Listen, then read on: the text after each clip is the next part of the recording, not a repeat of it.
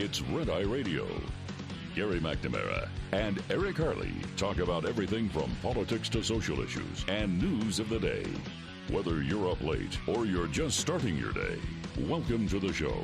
From the Uniden America Studios, this is Red Eye Radio. Hello and welcome. He is Gary McNamara. I'm Eric Harley. It's a Friday, kids, and we've got a lot to cover. Gary, how are you? I'm doing good. What a day it was yesterday. So, my day yesterday, I mean, after I finish the show yesterday, I go home and I go to sleep. Okay. Yeah. So I go to sleep, I wake up. As soon as I wake up, I grab my phone, start looking at the phone, and I see that story out there that we'll get to here in a little bit. The story about the baseball team, I guess in Macon, Georgia. And their name is Macon Bacon. I like that. And so apparently, I guess it's animal rights activists, whatever, get on their case saying they must change their name over the, quote, glorification of bacon. There's nothing wrong with the glorification of bacon. Well, it did remind me of the Seinfeld episode where George looks at Steinbrenner and says, all for the glorification of your big ego, or out-of-control ego, whatever it is. Uh-huh. And so I saw that, and I said, oh, man, I got to send this to some of my friends. So there I am laying in bed, and I sent it to Independent Bob. Mm-hmm. And I haven't heard from Independent Bob. I thought about Independent Bob about a week ago. I said, man, with all this crazy and insane stuff going on, where's Independent Bob? Where's he been? Yeah. So I send it to him. Less than 30 seconds later, my phone rings. I'm still laying in bed. I'm like, oh, man. All right, let me get up. I got to get moving. And I hate talking on my phone, so I had to find my headset and put my headset on. I got a little headset. So making coffee, doing it, and he's like, rah, rah, rah. I mean, just going crazy about everything, the testimony, of Riley Gaines and everything else. And he said, it's getting to the point where I may have to shut off the news.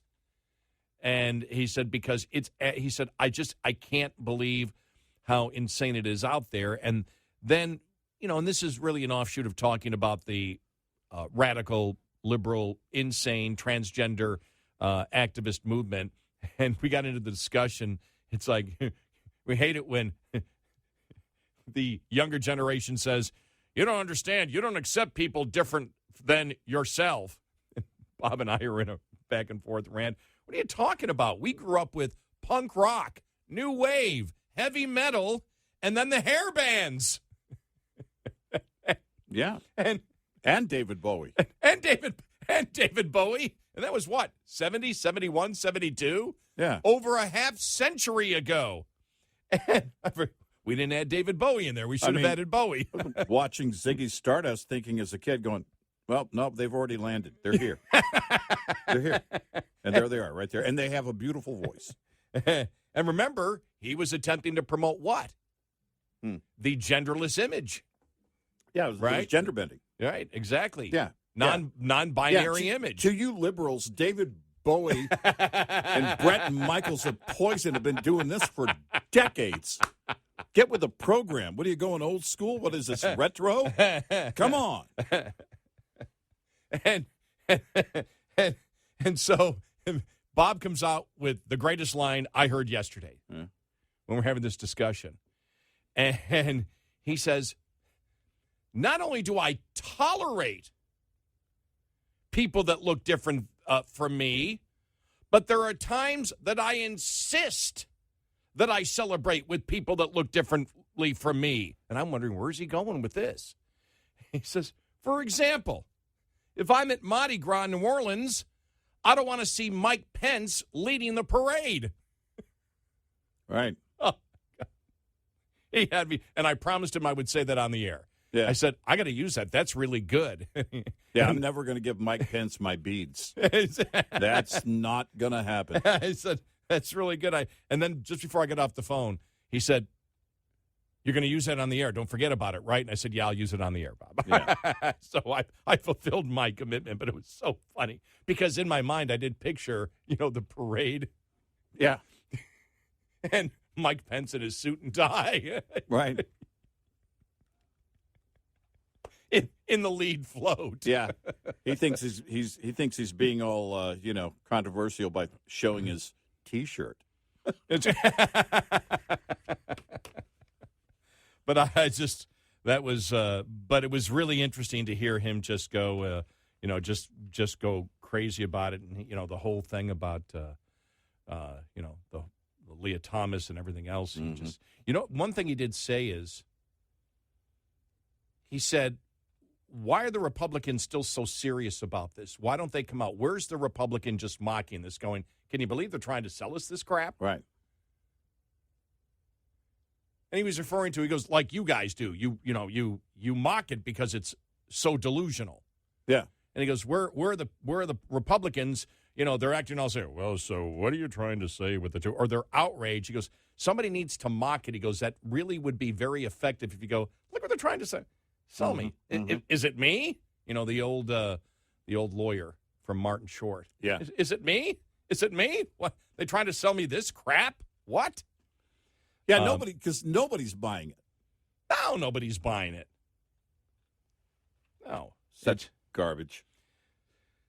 A physicians group in Georgia put up a billboard targeting the fans of the Macon Bacon, a collegiate summer league baseball team, and wrote a letter to the team's president. The Physicians Committee on Responsible Medicine billboard asked fans to keep bacon off your plate. The group also sent a letter to the team president accusing the organization of the glorification of bacon.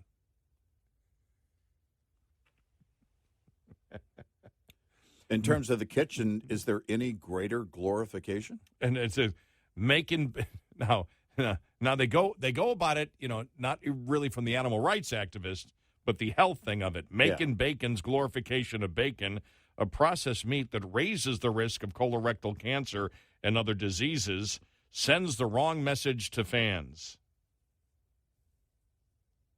No, it doesn't. I urge you to update the team's name to Macon Fakin' Bacon. Really? Why not just go with the Tofurkeys? And promote plant-based bacon alternatives such as Fakin' Bacon or mushroom bacon that will help your fans stay healthy. Yeah. And also away from the game. As for Kevin, Macon Bacon's mascot, okay, I haven't figured out why Kevin would be Macon Bacon's Kevin mascot. Bacon. Oh, I didn't even think about that. Come on. Stay with the program. Oh, I'm sorry. That was right over my head. Mm-hmm. He can reveal that he is actually plant-based bacon. Mm-hmm. Here's a question. Mm-hmm. Do you think that Macon Bacon's name has ever encouraged anyone to say, I wasn't eating bacon and now I'm going to? No. But I guarantee you here in about 5 hours, I'm going to be searching for bacon. And I'm going to get it. So it did affect you. Mm-hmm. But I was already going to eat bacon. you were already going to go get it. Okay. It's not converting me to eating bacon. Okay. It's just reminding me to do it, which really isn't necessary, but I don't mind it. I'll be searching that bacon. Oh my gosh, there was a sandwich shop that came with, I think they said it's a sandwich, a full pound of bacon, and it was called the BBBBBBBBBBLT.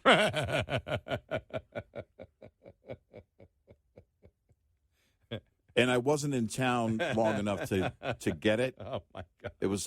I think it was in Gillette when I was at Super Rigs. I've got to go get one. I could make my own, but that's no fun. Someone's already doing that. Yeah, so I saw that one, and that made my morning. Then talking to Independent Bob made my morning. And it was interesting to go back over. Just everything that's happened over the last couple of weeks with him. And I'm like, oh, yeah, I forgot we did that. Oh, yeah, we did that too. Oh, yeah, we did that.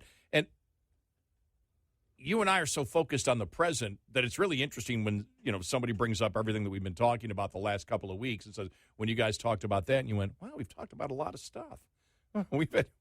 There's been some interesting things. I did tell him, though, because he was like, he said, I'm getting to the point where I just don't want to watch TV because it's getting so stupid.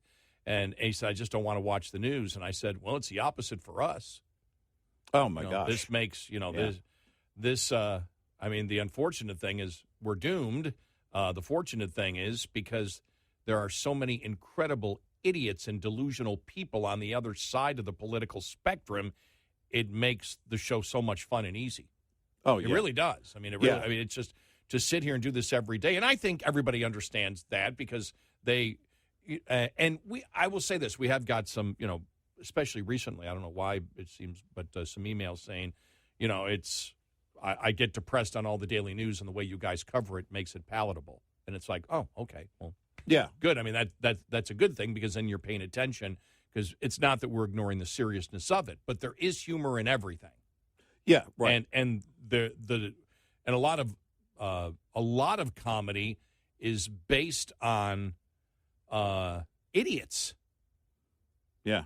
And how they think in this world. And so if it makes it more palatable and people love it, we love that. I mean, that's just great. So yeah, it's and look, we've said for years the reason we do that is first of all, if you're up in the middle of the night, you're either working or you have insomnia, or you're addicted to an all-night radio show, and it's look, we're not going. My thought is they take a lot of things. Thanks to the Republicans, they take more of Eric and Gary's taxes or hard-earned money in taxes. Stupid Republicans. But don't let them take your joy. And that's true. And don't give up the fight. Yeah. I don't want to be a person who well, it goes back to, remember Mark Levin? Can you turn it off? Can you turn it off? And then he rolls up his sleeve and he showed a scar. This is what Bill Clinton did to me. And he had a heart incident and, and he was saying, he was basically giving advice in a roundabout way. Learn to turn it off. Yeah, telling me learn to turn it off. Right. And it was funny because, Sean Hannity was next to me. It was, he's like, and that's when I met Mark at the point, because this is when we all worked for ABC. Right. And it was at the Philadelphia convention. Right. Clinton nearly killed me. Yeah. and I'll never forget, he goes, can you turn it off? I'm like, what's he talking? This is the first time I meet the guy, and he's asking me. And remember, he used to be on Hannity and Combs all the time back then. Yeah, right. Mark was always on. Yeah. And so I knew who he was, and I knew who he was from Rush, because Rush would always relate to him. But that was the message. Can you turn it off? Learn to turn it off. Learn to have fun. Learn to have fun with it. Don't let the immorality, because that's what ticks you off. That's the frustration. Right. When you look and you say, well, what you're promoting is pure evil. You're not promoting freedom. And if you're not promoting freedom, in my estimation, you're promoting immorality. Yeah. And if you're not promoting the autonomy of the individual, if you're not promoting what I believe is the purity of the Constitution that exists in there in the form of government that we have, then I got a problem with you. Yeah. But you're not going to take my joy. Well, and that's it. Because for me, laughter has always kept me grounded. And so you get into those, there's plenty of serious issues in life, both personal and in the world in general, that we deal with and come across. And in today's world, you're bombarded by all of it. It's just hitting your phone, whether you like it or not. And I know a lot of people do turn it off because they don't have to live in that world, and that's great. That's fine if you choose to do that. But for us, we have a great passion of taking it, making sense of it, and having some fun along the way, but also in a very serious way, taking on what we think is wrongdoing. And it's rising so rapidly right now that one encouraging thing is the pushback on the agenda from the left. We're seeing that. We said early on, look, you're not going to win the war with parents, but we're seeing non-parents come into the battle, and that is so encouraging. And I think it's indicative of where we are as a society. The left thinks they're winning. And when they don't, even if they think they're losing, which they are, they think, well, we're losing because we're not doing it loud enough. We need to be louder. We need to be more radical. Great. And I'm not standing down for a second. 86690 Red Eye. Every driver knows the cost of replacing tires is a major expense. What if you could save on tire costs without sacrificing performance or safety? Consider retreads, a sustainable, cost-effective way to rack up your miles. When talking retreads, sometimes there's worry when it comes to wear. But just because the tread is worn on a tire doesn't mean the casing is. Quality casings can far outlive their original tread. And once they're on your vehicle, the tread on a retread can last just as long or longer than the tread on a new tire. The key to preserving casings, whether new or retreaded, is regular tire maintenance checks. This report is brought to you by Shell Rotella. Shell Rotella, with advanced synthetic technology, is designed to help keep your rig running with more mileage and less maintenance. We'll be right back with more Red Eye Radio with Eric Harley and Gary McNamara.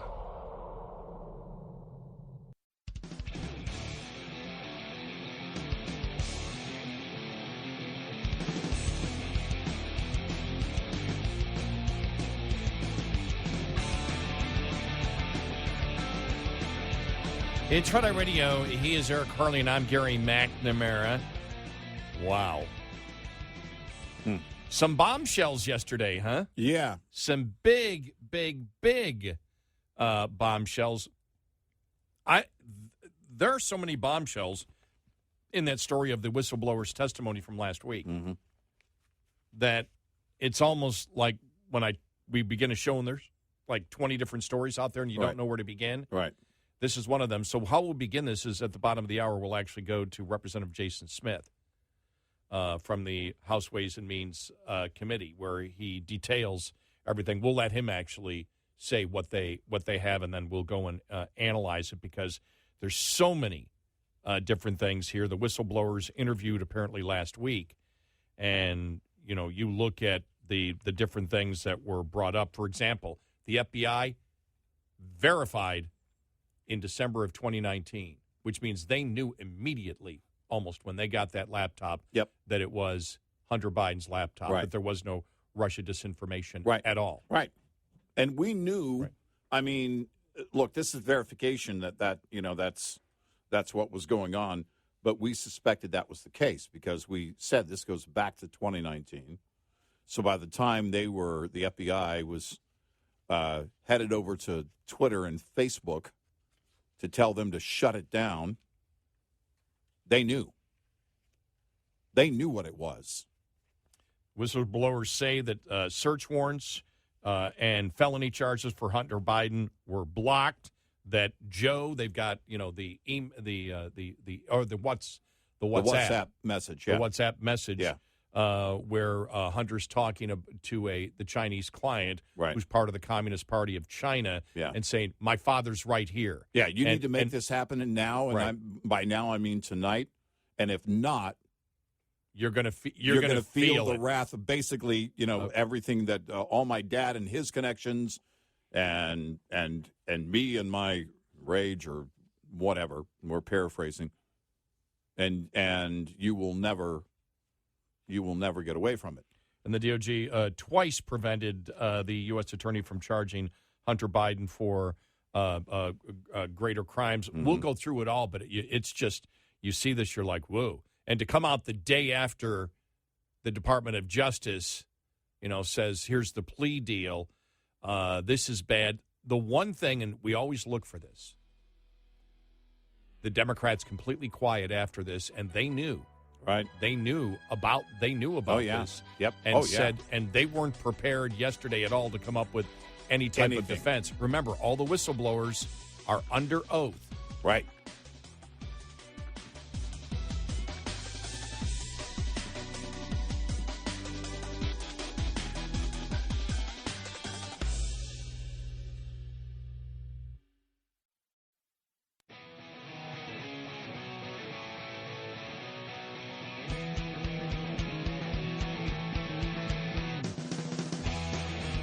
You're listening to Red Eye Radio from the Uniden America Studios.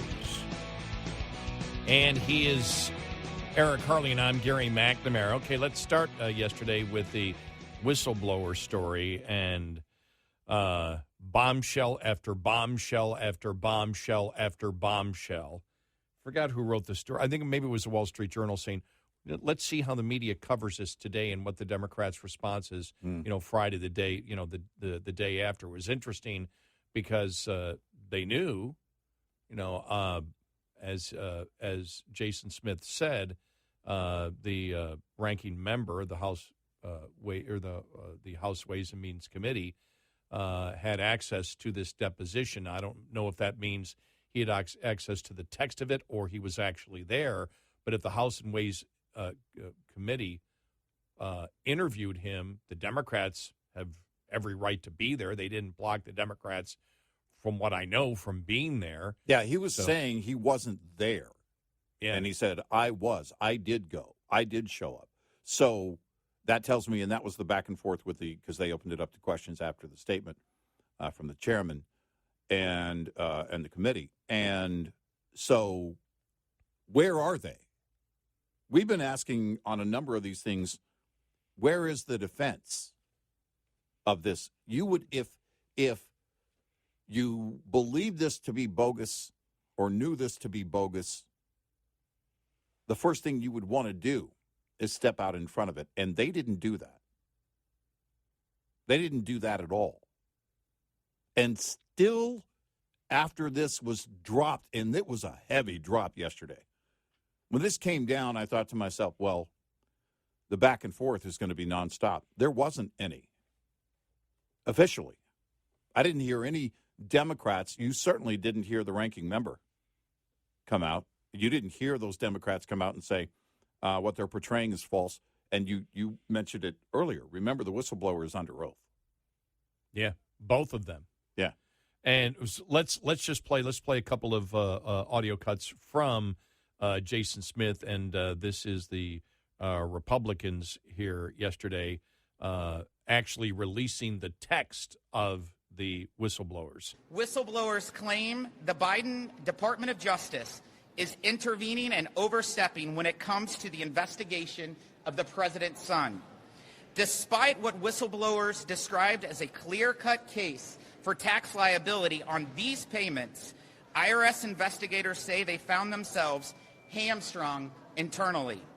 The testimony we have just released details a lack of U.S. attorney independence, recurring unjustified delays, unusual actions outside the normal course of any investigation, a lack of transparency across the investigation and prosecution teams, and bullying and threats from the defense counsel. This was a campaign of delay, divulge, and deny. Whistleblowers say reoccurring unjustified delays pervaded the investigation, including authenticating a WhatsApp message in which Hunter Biden demands payment from Chinese officials, noting that his father is in the room. The whistleblowers revealed IRS investigators were told by U.S. Attorney Leslie Wolf that because the evidence would be found in the guest house of former Vice President Biden, quote, there is no way, close quotes, a search warrant for evidence would ever get approved. IRS whistleblowers told this committee that crucial information about the investigation was divulged to Hunter Biden's attorneys. For example, even an investigators had probable cause to search a Northern Virginia storage unit in which Hunter Biden had stored files. Attorneys for Biden were made aware prior to any search, providing them valuable time to remove any materials that could be useful evidence. Few Americans qualify for such soft glove treatment from federal investigators. Testimony shows that U.S. Attorney of Delaware David Weiss tried to bring charges in the District of Columbia around March of 2022 and was denied. Weiss sought special counsel status from the DOJ in the spring of 2022 and was once again denied. Weiss sought to bring charges in the Central District of California in the fall of 2022 and had that request denied in January of 2023. Okay, let's have more from the actual press conference that they had yesterday. Here we go. Not one, but two IRS employees are blowing the whistle with evidence that the federal government is not treating taxpayers equally when enforcing tax laws. The whistleblowers were working on an investigation into Hunter Biden that opened in November of 2018 as an offshoot of a separate corporate investigation by the IRS. Let me emphasize, this was an investigation in the ordinary course of work at the IRS. It was not ordered by any individual, any chairman, or any political entity. The testimony we released today shows the IRS recommended charges against Hunter Biden that included attempt to evade or defeat tax, a felony, fraud or false statements, a felony, and willful failure to file returns, supply information, or pay tax. These tax crimes cover an estimated $2.2 million in unreported tax on global income streams to Mr. Biden and his associates from Ukraine, Romania, and China, totaling $17.3 million from 2014 to 2019. Mr. Biden personally received $8.3 million. Those are figures we haven't heard. And that comes again. This isn't Comer now speculating what was going on. These are the whistleblowers saying this is the evidence that we actually had. Yep. And so this comes out. This really now, and the Republicans coming out with this, the day after, I think is extremely important because it does blunt, the whole thing that this was really just a slap in a hand. Or he really didn't do anything wrong. He was just a drug addict and things like this. The other thing is where they show that Biden was in the room in 2017. I'm looking for the timeline of when they knew that, because the whole thing is, and you and I talked about this yesterday. The whole bribe thing. What the sources are telling is that they didn't know about this. Weiss didn't know about it. He didn't know about it until Comer came out with it. They didn't know about the bribe. But one of the things we talked about is they refused to go further than in this. Now, they had to know this when they actually, did the plea deal with Hunter. They knew it at the time. They knew about the 2017 call with Biden, with the Joe Biden there, according to the WhatsApp from Hunter Biden. And so they know Joe was in the room for that. And so they knew that the stream of income also involved at that point from the evidence that they had that it went right to Joe Biden. Mm-hmm. And that's key in all of this. I wondered if, because John Solomon actually a couple of days ago had said that the House Ways and Means Committee is going to come out with his testimony from the whistleblower and share this with the public in a couple of days. And then the day after Solomon wrote that is when the Hunter Biden stuff dropped, when the indictments came down and the deal was announced. And I thought, well, is this the DOJ also trying to get ahead of it and claim, well, we did our job, this is what which, by the way, is separate.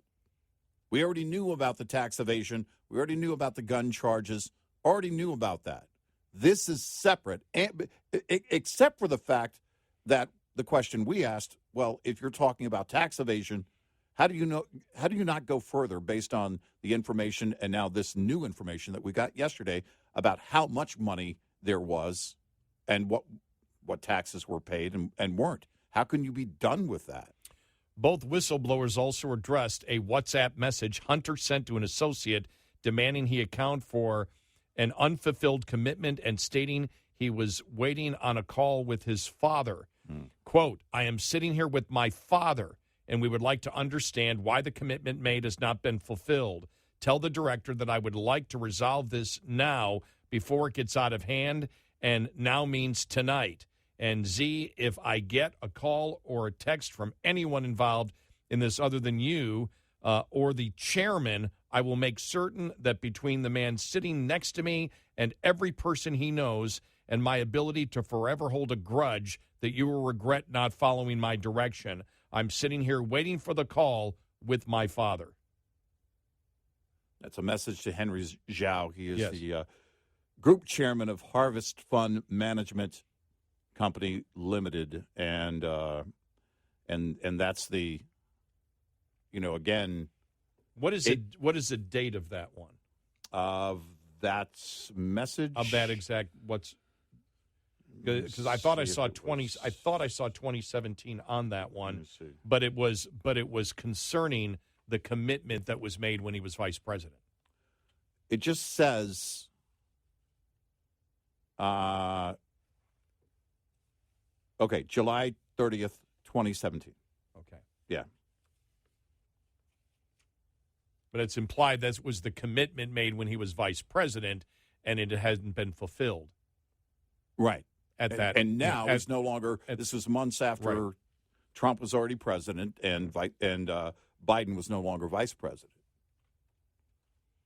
And he's telling him, basically, Hunter Biden's telling him, pay up, and do that now. Pay what you promised us. Yep. When he was vice president. Right.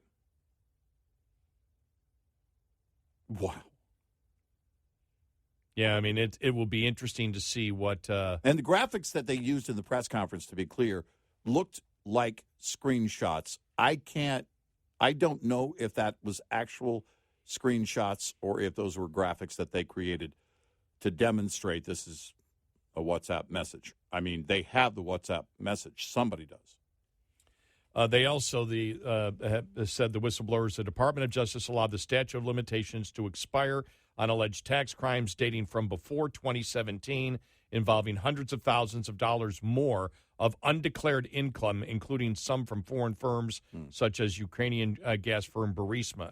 The IRS criminal investigation team never learned that the FBI had recovered emails from Hunter's laptop showing that the first son was aware by 2017 that he had not paid taxes on at least $400,000 in income from Burisma in 2014. Neither the IRS nor the FBI agents investigating Biden ever saw the confidential human source information the FBI received and documented in the form FD 1023 outlining an alleged bribery deal in which the Burisma executive paid $5 million each to Hunter and another Biden family member, which was the alleged is that it was the president. Mm-hmm. So there you go.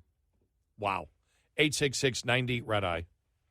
Coming up, more with Gary McNamara and Eric Harley. It's Red Eye Radio.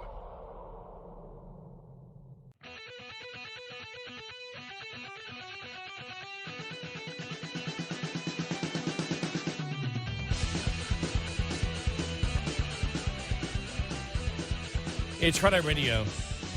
He is Eric Harley, and I'm Gary McNamara. I saw the RNC put this out yesterday. I don't know if this was Hakeem Jeffries yesterday or whether this was here in the last couple of weeks. But listen to this here. Here we go. The peddling conspiracy theories before the Judiciary Committee. The oversight chairperson is totally out of control and unhinged. So I don't know if that was yesterday, but I just know the RNC put that out. Again, we're looking for any response from the Democrats on this. And as we said, the difference here is nothing. It says the Republicans are peddling conspiracy theories. What is the conspiracy theory? Right. Outline it and tear it down. If you say it's a conspiracy theory, then it's easy to tear apart. But the Republicans are peddling conspiracy theories. Now, there's always a chance, you never know, that the whistleblowers are committing perjury. That they came forward just to commit perjury. Yeah. The odds most likely are against that's happening. Yeah. But none of this, if you want to look at it, for example, Adam Schiff coming out and stating that Trump colluded with the Russians to hack or change the outcome of the election. And he said evidence exists that isn't just circumstantial. There's hard evidence that shows it, and the intelligence shows it. He was outright lying. Yeah. We know that now. Yeah, he was. But he was making that. It wasn't that it existed somewhere in a laptop that was owned by Trump. Right. All of the information coming that the Republicans have come from whistleblowers and a laptop owned by the suspect, one of the suspects.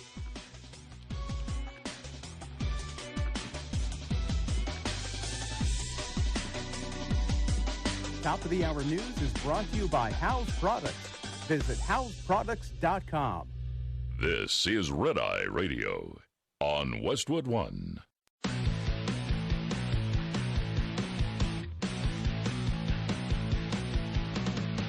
Now, it's Red Eye Radio.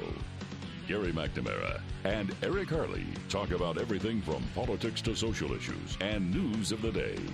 Whether you're up late or you're just starting your day, welcome to the show.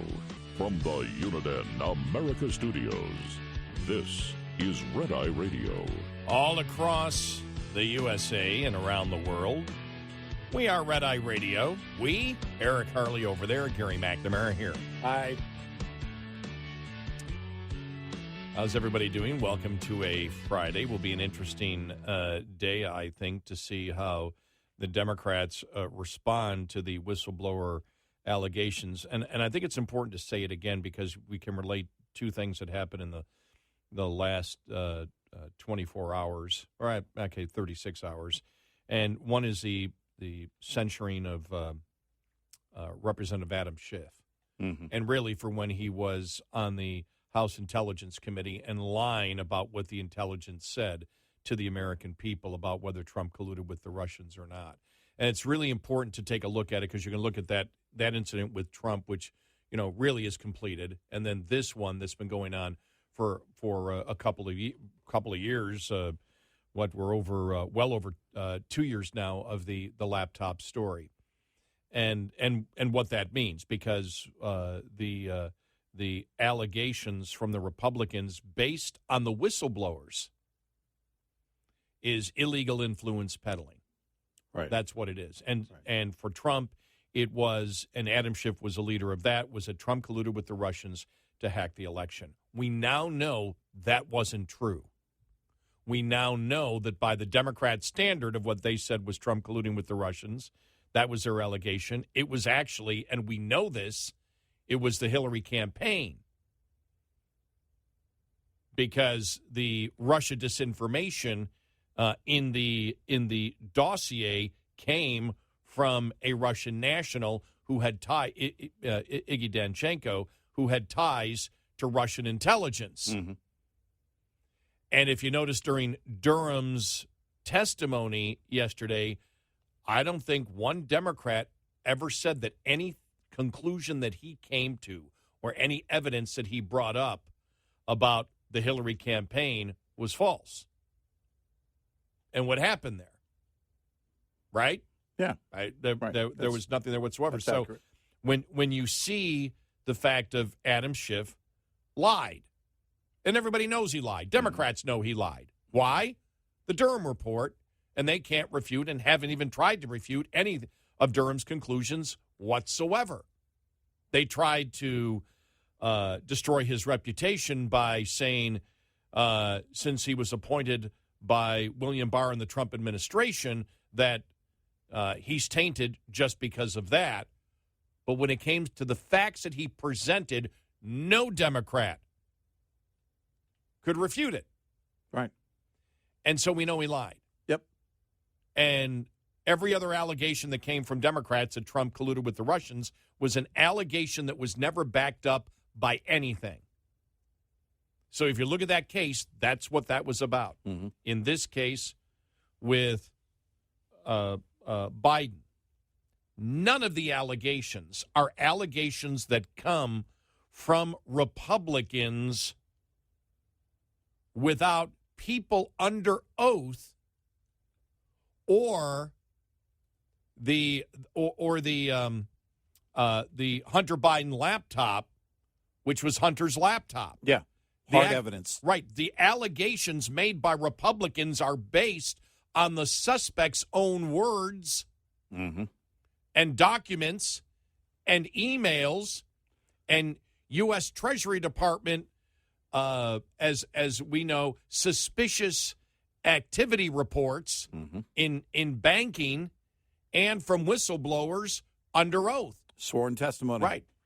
And business associates with Hunter Biden that have already testified before the FBI, where if they lie, they can be charged. Right. Bob Ulinsky, for example. Right.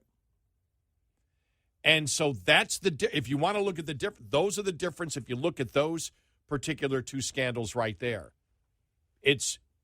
these are in Hunter Biden's own words. And as we have stated, and I don't know what it is for the Trump document case right now, but the fact is, yesterday with more information coming out in discovery, they say they have multiple witnesses of Donald Trump saying stuff in his own words. If that is true, those allegations are true, and you see the transcript or hear the tape, that hurts.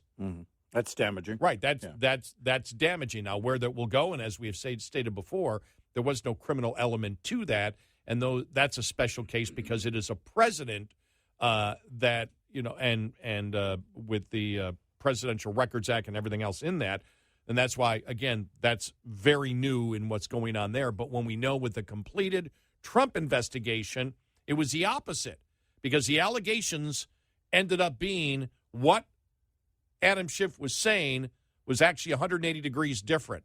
Trump didn't collude with the Russians by the Democrat standard. Hillary did. Yeah. And the Hillary campaign did. Democrats colluded with the Russians. We all know that. That's what we got from the Durham report, and nobody even tried to refute that yesterday.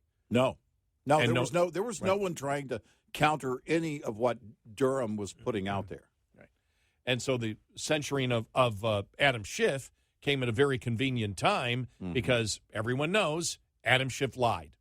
Yep. There was no intelligence, zero intelligence, as he stated. How many times did he state that? Numerous times he stated. It was numerous times, and it was over a period of a couple of years. Yeah. And he was like, I saw that one Republican representative said it's reprehensible that he's actually looking at this as a badge of honor that he lied about it. Well, that's how Democrats look at it. Oh, yeah. Yeah, they're proud of that. They succeeded in a lie of damaging a Republican presidency. They feel proud of it. There's no guilt. No. Not for a second. No. They're happy that Adam Schiff lied.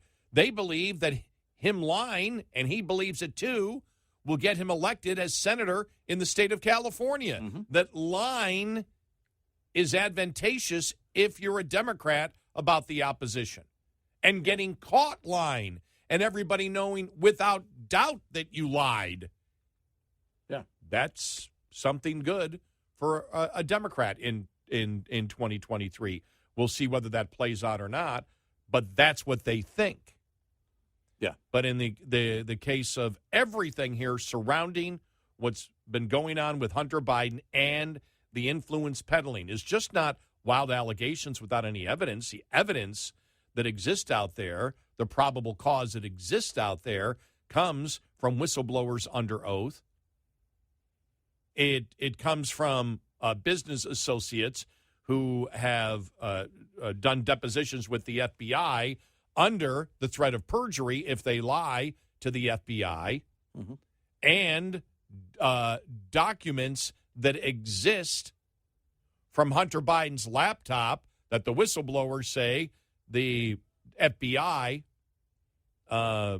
knew was legit in December of 2019, way before October of 2020.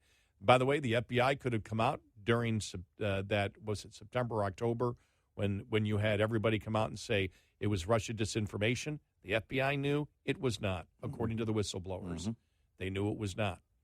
And so everything involved in all of this, the sweetheart deal, all of this is based on not just a Republican allegation whatsoever. So when Hakeem Jeffries, and he said that yesterday, and he was going after Comer saying these are wild conspiracy theories from Republicans. Right. No, they're not. No, they're not. Tear down the evidence. In fact, let's go over the evidence piece by piece, and you'll have the opportunity to tear it down. Let's go. They right can't. in front of everybody. Oh, they won't. They won't. This is why Jeffries just needs to throw out the unhinged thing. It was a blanket, the Republicans are crazy. But he won't go into detail because he can't. No, we can't. You can't address these things because they are staggering in terms of their scale. The evidence here, if there were this kind of evidence against Trump, he would have been removed from office. Oh, yeah. The impeachment would have gone much further. Yeah, the impeachment would have. Did you see where, now the Republicans are backing off, and Boebert and MTG and, their little feud going on, but they're backing off from, for impeachment, as you should. You don't do it yet. Right. You wait, you get all this information as well. And don't turn it into that. Yeah, because then in the public's eye, it looks like, okay, they did it, we're going to do it. Right. Let the process play out and let all of the evidence rise to the top. Right. And don't let the media focus on what Kramer on Seinfeld would call a catfight. Yeah. Catfight. Yeah. Make it about the evidence. The evidence will tell the story. Right. And when you look at it right now, because you and I have said, will they start holding hearings, this fall or even start in January when they come back as you get into it, because they now know that the political damage can be done. It's when do they wish to do the political damage, because you have whistleblowers, you have business associates with Hunter Biden, and now you've got, these whistleblowers. Do they actually have the evidence of the WhatsApp? Does that exist? Right. How much did the whistleblowers actually save in order to prove their point? Right. Because it looks like the WhatsApp is an actual it looks like a screenshot based on the graphics. And it's in quotes. Yeah. It's in quotes. So it's not, here's what the allegation is from the whistleblower, but you think about, you hold a couple of weeks of hearings and you have Bob Ulinsky, you have other, Devin Archer, will he flip?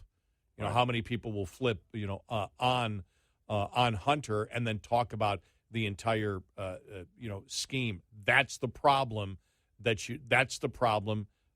the Democrats and the president has right now.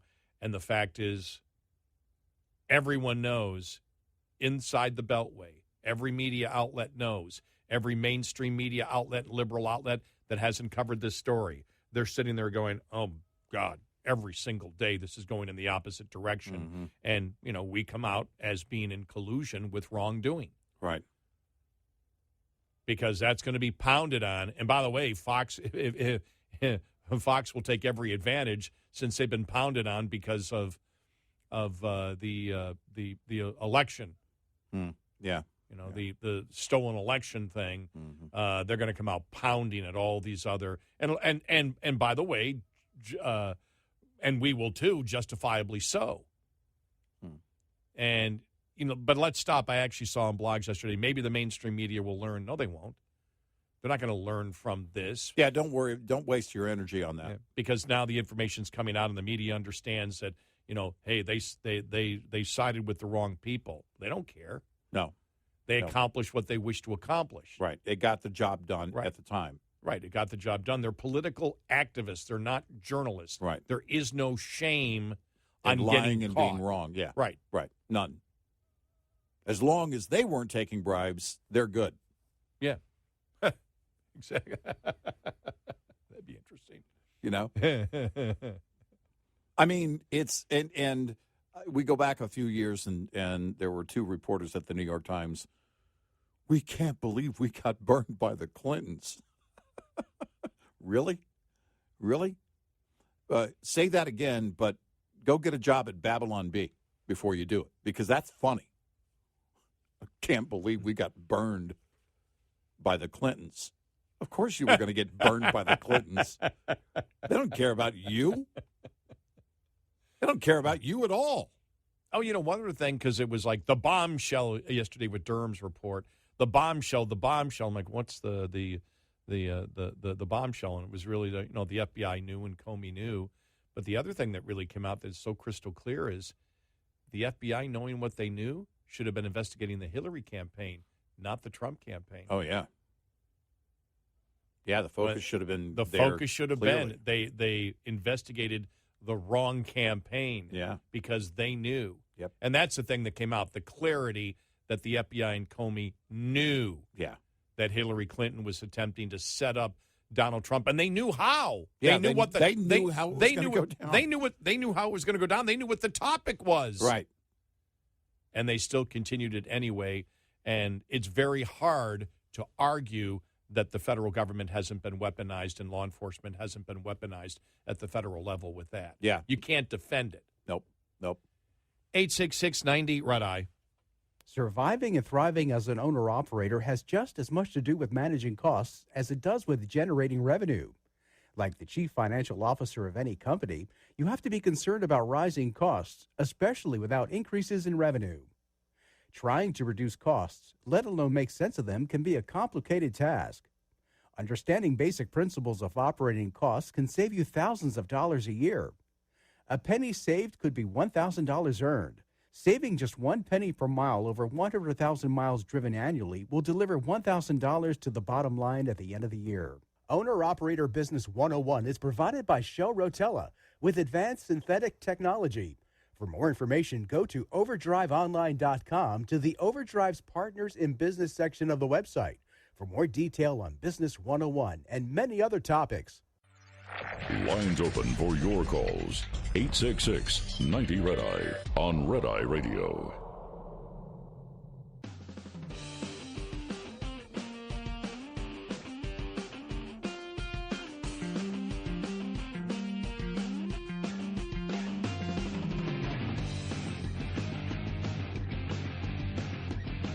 It's Red Eye Radio. He is Eric Carly, and I'm Gary McNamara. Coming up more, because there's so much information of what came out from the whistleblowers. We'll have more of that coming up. The story of the Titanic sub that, not surprised by what happened, and then finding out that the Navy basically knew on day one that they have the ability. This is really interesting.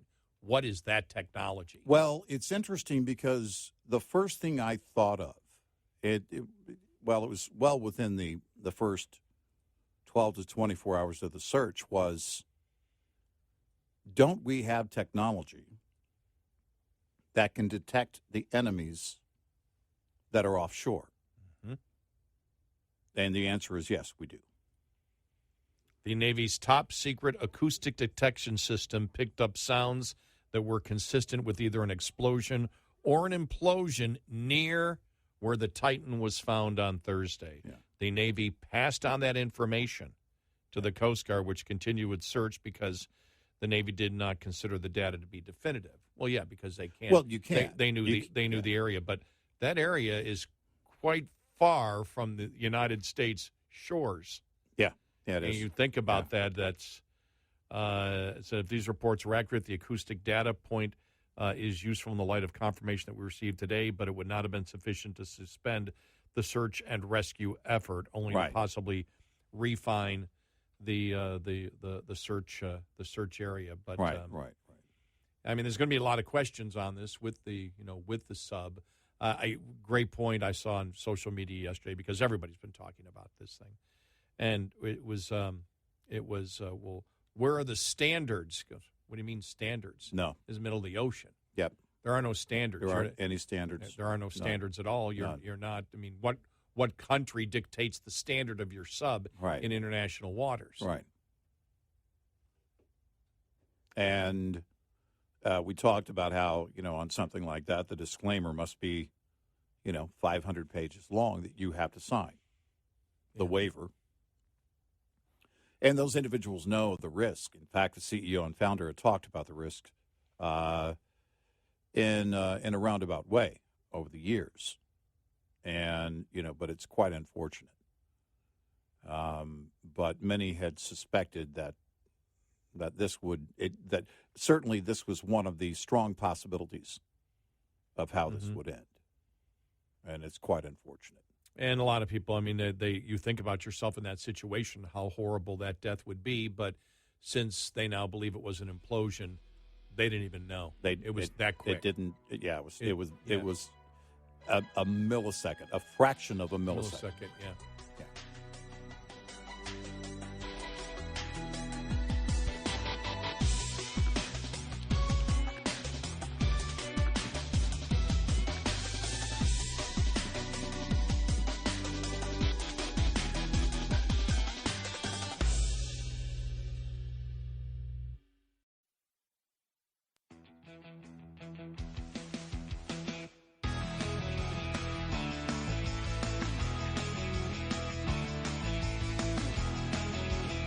Consider yourself canceled if you don't listen nightly. Red Eye Radio.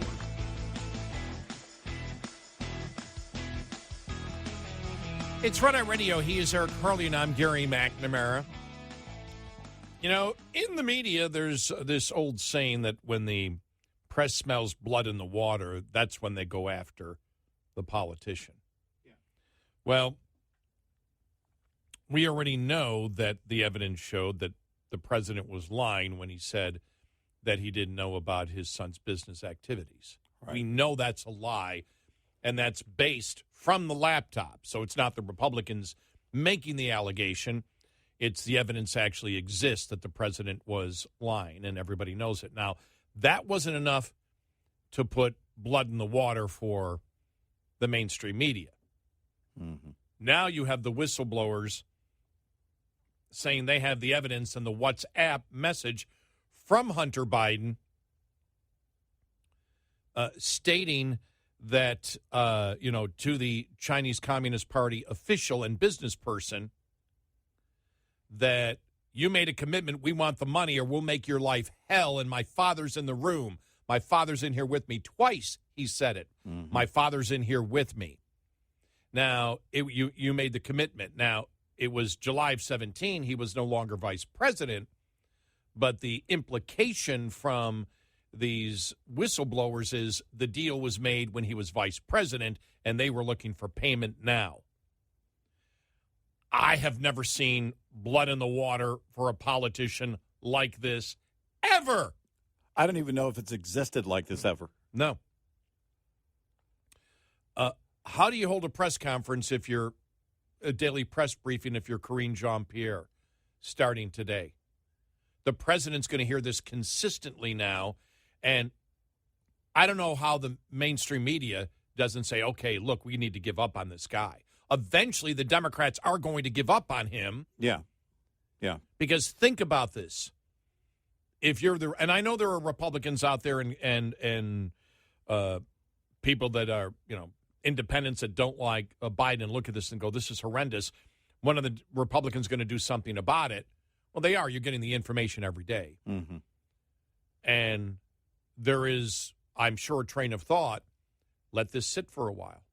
Not for a long while, but we keep investigating and doing this, and it's more than drip, drip, drip every day because yesterday was super bombshell. Mm-hmm. Super bombshells after bombshells. But part of you wants I think part of the strategy is, okay, let them sit there every day. Let Biden sit there because they know now they've made the commitment to put Biden out there every single day, not answering questions. Yeah. Did you take a bribe? Were you in the room? Is this all true? This is coming from the whistleblowers under oath.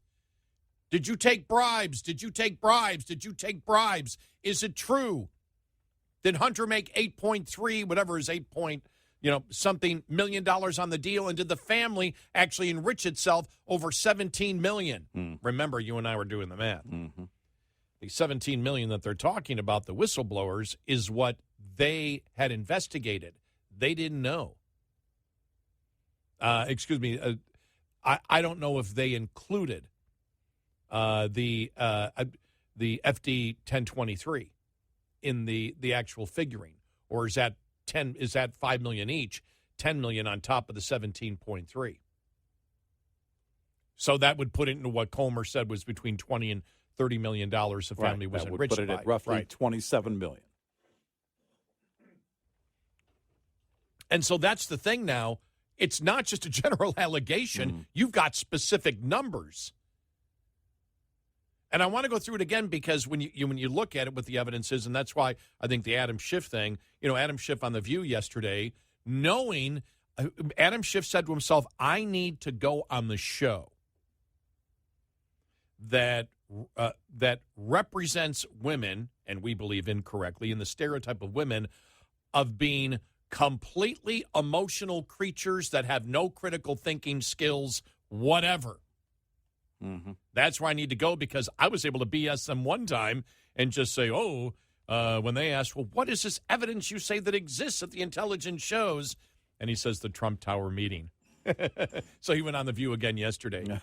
and so it was just, it was hilarious. It's like, wow, you're playing right into it. But it's a badge of honor to him. Lying and getting away with it is now a badge of honor for the Democratic Party. Oh, yeah. It's a badge of honor. Yep. Let's lie. Let's make up stories completely. Let's actually accuse the other side of doing exactly what we have done. Yeah. Let's accuse the other side of doing wrong when we set them up. Right. And, that's where it exists. But here in this case, you have, think about this, you have the two whistleblowers with their records and saying that, no, there's the email right there. As you said, Biden was in the room as he's talking to the Chinese about, hey, you haven't paid your commitment yet. You haven't paid off what was part of the deal. And his father's right there and basically making the point, if you don't do what's right, we'll make your life a living hell. We'll take all the forces of the power that Biden has, and we're going to basically come after you. I mean, that's absolutely – I've never seen anything like this in presidential politics in my life. Watergate was nothing compared to this. And where is the story in the New York Times or the Washington Post that the WhatsApp message was bogus, it was fake, it didn't happen, it never happened? Yeah. No one, because other sources stating that. Right. If you look at that one piece of evidence, it outlines something that is very clear. Very clear. And if it is real, then and again can be produced or reproduced in any setting, any legal setting. Holy cow. And where's the liberal media shredding that yesterday? No one did. No one did. No one did. And I can see a reporter asking, saying, do you have any comment on the whistleblowers' latest allegations that the president was in the room to complete a transaction that he had made when he was vice president with his son under the threat that we will come down on you if you don't pay this? And then she comes out and says, no, we're not going to answer this because the investigation is still beginning. Excuse me. Hunter's lawyers have made it sound like there is no investigation anymore. Right. There is no investigation on the president at the moment for illegal influence peddling, only the classified documents. So there is no investigation. Why can't you answer this? Right. There is no indication that there is an investigation on, and then it's like, well, we're not going to comment on it. There is no investigation. Right. But then you bring up and you say, the whistleblowers have said this. Hunter's Biden laptop, we know, has been legit, according to the whistleblowers, since December of 2019. So we know that the evidence that the president claimed that he did not know about the business activities was refuted by his own voicemail and others. You have all these allegations of influence peddling now coming from the whistleblowers that are FBI agents that stated this all under oath. You have his business partners under the penalty of lying to the FBI, which is a crime and can get you jail time, that have said the exact same thing. You have no response to this whatsoever? None? Well, that's going to keep going every day. And eventually, we have stated, look, you look at Democrats are running it. Look, they want to bail on Biden. They want him out. And this comes to a point where the Democrats will say, okay, we need to bail on this. This isn't going to work anymore. Number one, we can't put him out in public. And how long? Think about this. And all Republicans can do is make this worse for him, because you look from October of 2020, name one story on the laptop story that eventually has gotten to this point that has been positive or moved at all 1 millimeter in the president's favorable direction. Right. Nothing. None. Yeah, no, it doesn't move anything. No. In fact, if anything, it damages. Look, there is, and there's no way around it. And there's no way the GOP is just going to table this and say, oh, well, we tried. It's not going to happen. And it was, first off, okay, this was a sweetheart deal, and now this ends it. And all of a sudden that changed in 24 hours. Yeah. And it's like, well, no, because they made the deal. Now all this information is coming out. Now it puts the people of the United States looking at law enforcement under extreme, even more suspicion because this deal is done. It sort of backfired on them. Yeah. And Republicans know it. Republicans came out yesterday. And I knew they were going to come out, eventually with it here in the next couple of days. John Solomon was stating, but 24 hours after the Department of Justice notes that deal. Here's what I wonder: there's still another month before I think before Hunter Biden actually stands before a judge. What is a judge going to say about the plea deal with all this other information coming out? I don't know what the parameters are that the judge has at a federal level on a case like this. But could they look at it and go, my God, with all this other coming out, this deal sucks?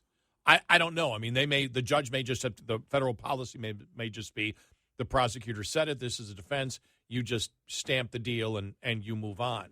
Now, in other cases, judges can say, no, this deal, I'm not going to go for this deal. The judge doesn't have to go for the deal. Right. Yeah, I don't know if that applies in federal cases like this. And so, but that will be interesting to see whether the Republicans will push that to try to nix the deal, because this is, you cannot, if you're a loyal Democrat who's just, have your, hands over your ears, you can just say, oh, you can do the Hakeem Jeffries. Yeah. It's all a conspiracy theory. If you're somebody who's actually paying attention to the evidence here, that exists right now. And think about it. You have the whistleblowers under oath. You have business partners who have testified under, under the threat that if they've lied to the FBI. That's a criminal act. You can go to jail for that. You have all of the bank records that have come out so far that have shown the money transferring to different family members. And the whistleblower testimony now from yesterday, and Hunter Biden's own laptop. None of it is an allegation. All of it is people that have surrounded themselves with the Biden family and the evidence from the laptop itself. And in order for the Democrats to take it on, they have to take on the evidence. And they can't. You can't do it. You can't take on this evidence. You can't. And that's the problem, and it's not going away. So eventually the Democrats are going to say, we need to bail on this guy. They don't care. Well, you're useless now to us. Well, think about it. We said at the beginning, who could have, shut this down and come out if we had heard from FBI Director Wray, the AG, Merrick Garland, if they had stepped up to a podium and said, all these allegations are false? Yeah. We vetted the whistleblower situation. We did a thorough investigation. It's all false. Nothing. They're not even using the brass at the FBI to get any kind of defense here. You're not even getting... That's telling. And you're not getting source stories from the friendly media. Exactly, who has countless contacts at the FBI. Right. To say, oh, this isn't... Well, even if you make up the sources. Right, sure. It doesn't exist. It's not there. Wow. 866-90 Red Eye. Get in touch with Red Eye Radio, toll free at 866-90-RED-EYE.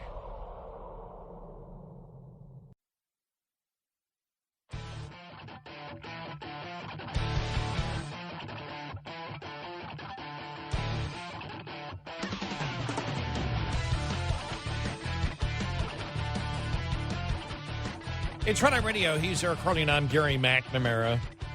More on might come out of the whistleblower bombshells from yesterday, and the the looking at Riley Gaines' testimony the other day. Man, I'm telling you, I mean, it just got the radical transgender movement just got pounded yesterday, especially the one representative that talked about Serena Williams and the Williams sisters said, nobody really, men said they could beat them and nobody challenged them. It's like, well, yeah, they did. It was a 203rd ranked person who beat them really bad. And that got a lot of publicity. Martina Navratilova coming out and very much complimenting Riley Gaines. As we'll say it again, she was excellent. She is. If you were trying to pick somebody, if you said, 5 years ago, we need to find somebody, they found her. Yeah, she's fully prepared at every turn. Yep. At every turn for anything. And I think after everything happened, it may have been because the San Francisco mob, whatever, once she said, I don't care. Once you decide to get into the arena of ideas and say, I'm in it. I'm in it. I don't care.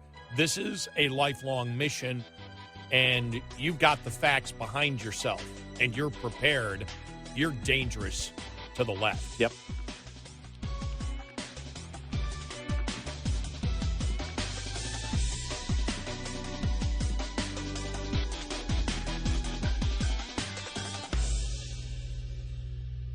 This is Red Eye Radio on Westwood One.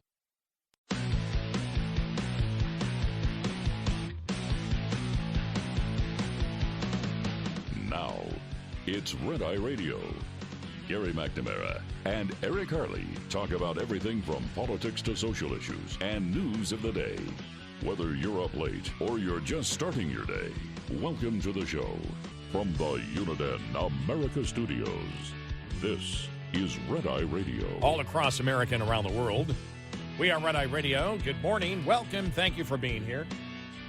Download our Red Eye Radio app today and listen when and where you want if you can't listen live overnight. Well, they must be reading the polls.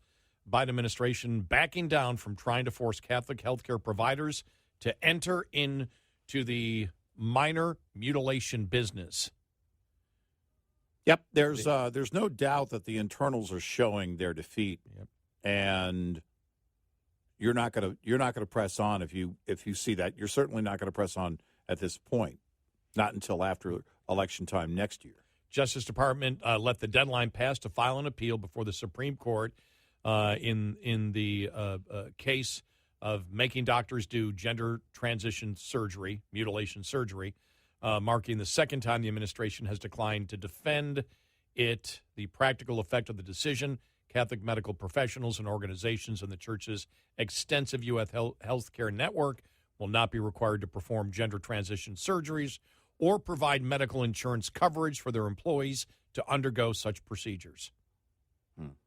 After multiple defeats in courts, the federal government has thrown in the towel on its controversial medically unsupported transgender mandate, said Lou Goodrich, Beckett vice president and senior counsel.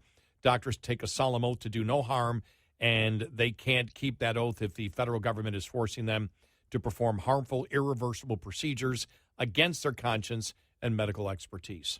So there you go. And that's being done for one reason and one reason only, the polls. Yep, absolutely. And because if the polls showed something else, they would be full speed ahead. And we've talked about it. The polls are showing that they're losing on this issue. The American people don't stand with them on this. And when that starts to, and the polls, by the way, the pushback is growing It's getting worse for them politically. And so now it makes you wonder, because I've been saying, look, with the DOJ fighting states on this and everything else and how this is going, I'm fully confident this is going to be on the main stage at the DNC next summer in Chicago. They'll give it prime time attention. I still think that's the case. However, I'll throw in this asterisk. If the polls keep showing what they're showing, maybe it's not. Or maybe you let somebody up there and they say their piece, and then you don't make it so much of a part of the entire platform for the party the entire week. We'll see. By the way, if it doesn't, that will be a sign that the party is not going to embrace that in the future. You were telling me, I think, at the pre-show meeting, the NHL is saying no causes for jerseys next year? Is it next season? Right here from the CBC in Canada. Okay. The NHL will not allow teams to wear cause-based jerseys next season, the league confirmed. The league's Board of Governors agreed with Commissioner Gary Bettman's view that the refusals overshadowed teams' efforts in hosting Pride Nights that in some cases concluded auctioning off the warm-up jerseys. All 32 teams held Pride or Hockey is Here for Everyone night. Hockey is here for everyone. That's how you do it. Yeah. Hockey is here for everyone. Right. That's not what they want. That's not. No. Hockey is here for everyone. Mm-hmm. Oh, I object to that. Yeah. Yeah. Yeah. Well, again, you're not going to appease. And when your fan base starts to stay home, you have to make a change. The NBA learned this, and now the NHL is learning it. And the NHL doesn't have, in terms of people showing up for hockey, they don't have what other professional sports leagues have. They struggle to put people in seats. Yeah, they don't have television money. Right. They don't have TV money. Yeah. So, they have some, but it's not nearly the not amount. what it is. Not Right. what it is for Right. the other professional leagues. So, look, you're always reaching to improve that. That's the goal. No pun intended. So now you see it. I guess it was inevitable. You can't. Everybody else touched the hot stove and got burned, but you have to touch it in order to get burned to know that you can't do that. I guess. I look at it because I saw, this is somebody I saw wearing a Bills shirt, and I remember one of the new things, so the NFL could get away from Black Lives Matter. They started putting out generic message, and there's one that said Buffalo Bills, or it's the Bills emblem, and it said, choose love. And when I see that, I go, stop treating me like a child. Yeah. It's like, yeah. Everybody now that's watching the NFL game, could you please choose love? Yeah. What does that even mean? I know. What does that even mean? How about lust? Is that close enough? Right. Can I choose lust? Right. Well, can I choose a number one with a Diet Coke? I'm at the drive-thru. I want to be like Hunter. Can I choose lust? Yeah. Can I choose crack? Can I choose to leave my laptop here? But that was one of the things that's like, okay, we need to move away from Black Lives Matter. So what? All right, we got love. one. Choose love. No. Did anyone use? Well, they used what they use. Love is love. Love wins. Choose love. I would like see if It sounds like a tennis match. If I.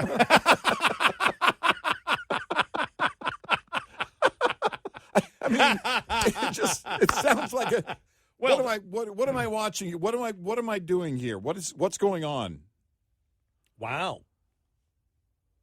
Yeah. So that actually choose love then would actually be an anti-transgender comment because of the 203rd, I think, ranked player. Didn't he? Didn't they have love in that? Weren't there a couple of loves? Yeah, I don't remember in those scores. But you know what I would do if I was an NFL owner? Mm-hmm. I'd have my team's emblem, the Bills emblem, and then choose like. Mm-hmm. Yeah. We're We're not going to get you all the way up to love. Choose whatever you choose. Choose like. Yeah. You know what? Choose or not, or don't choose. I don't care, frankly. I'd like the Bills emblem and then choose Super Bowl. Yeah, choose winning. choose a winning coach. Choose winning players. Well, I have one for the Cowboys. Yeah. Choose owner. Yeah, choose a new owner. Yeah, we need to go the way of Green Bay. Everybody in Dallas, get some money together. Oh, with that whole making bacon thing? Yeah. Somebody wrote me, too. I just happened to glance over it. Somebody wrote me and said there's some other team that's basically their team is biscuits. It's like, well, that's not healthy. Oh, man, I wanted to see the bacon play the biscuits. The big bacon play the biscuits, but come on. The whole story about the making bacon baseball team that the doctors came out and said bacon isn't healthy, so we believe you should change the name of your team to Making Fakin' Bacon.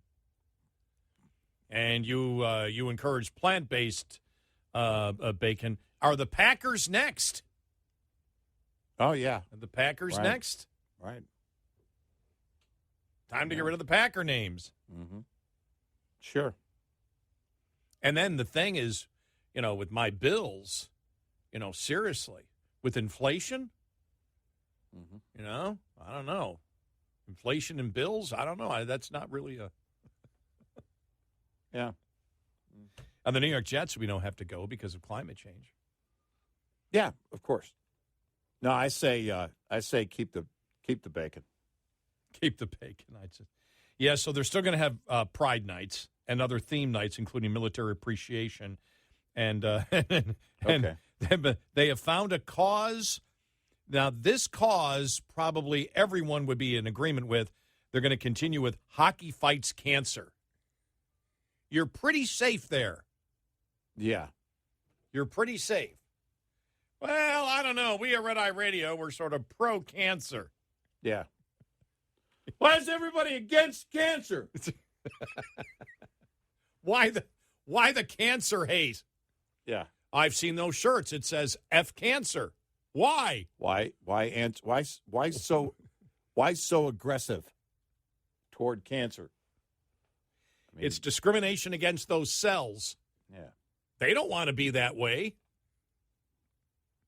Right. When it comes to cancer, choose love, whatever that means. I mean, it just can't we just say, listen, Don't be a jerk. don't be a jerk. That's what I'd Come have. to the game and enjoy the game. Bill's emblem. Don't be a jerk. Don't be now, a see, jerk. that I could accept. Yeah, don't be a jerk. Well, how about this? Watch your mouth.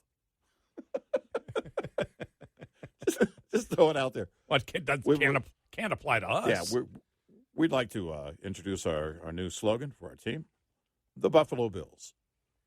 Watch your mouth.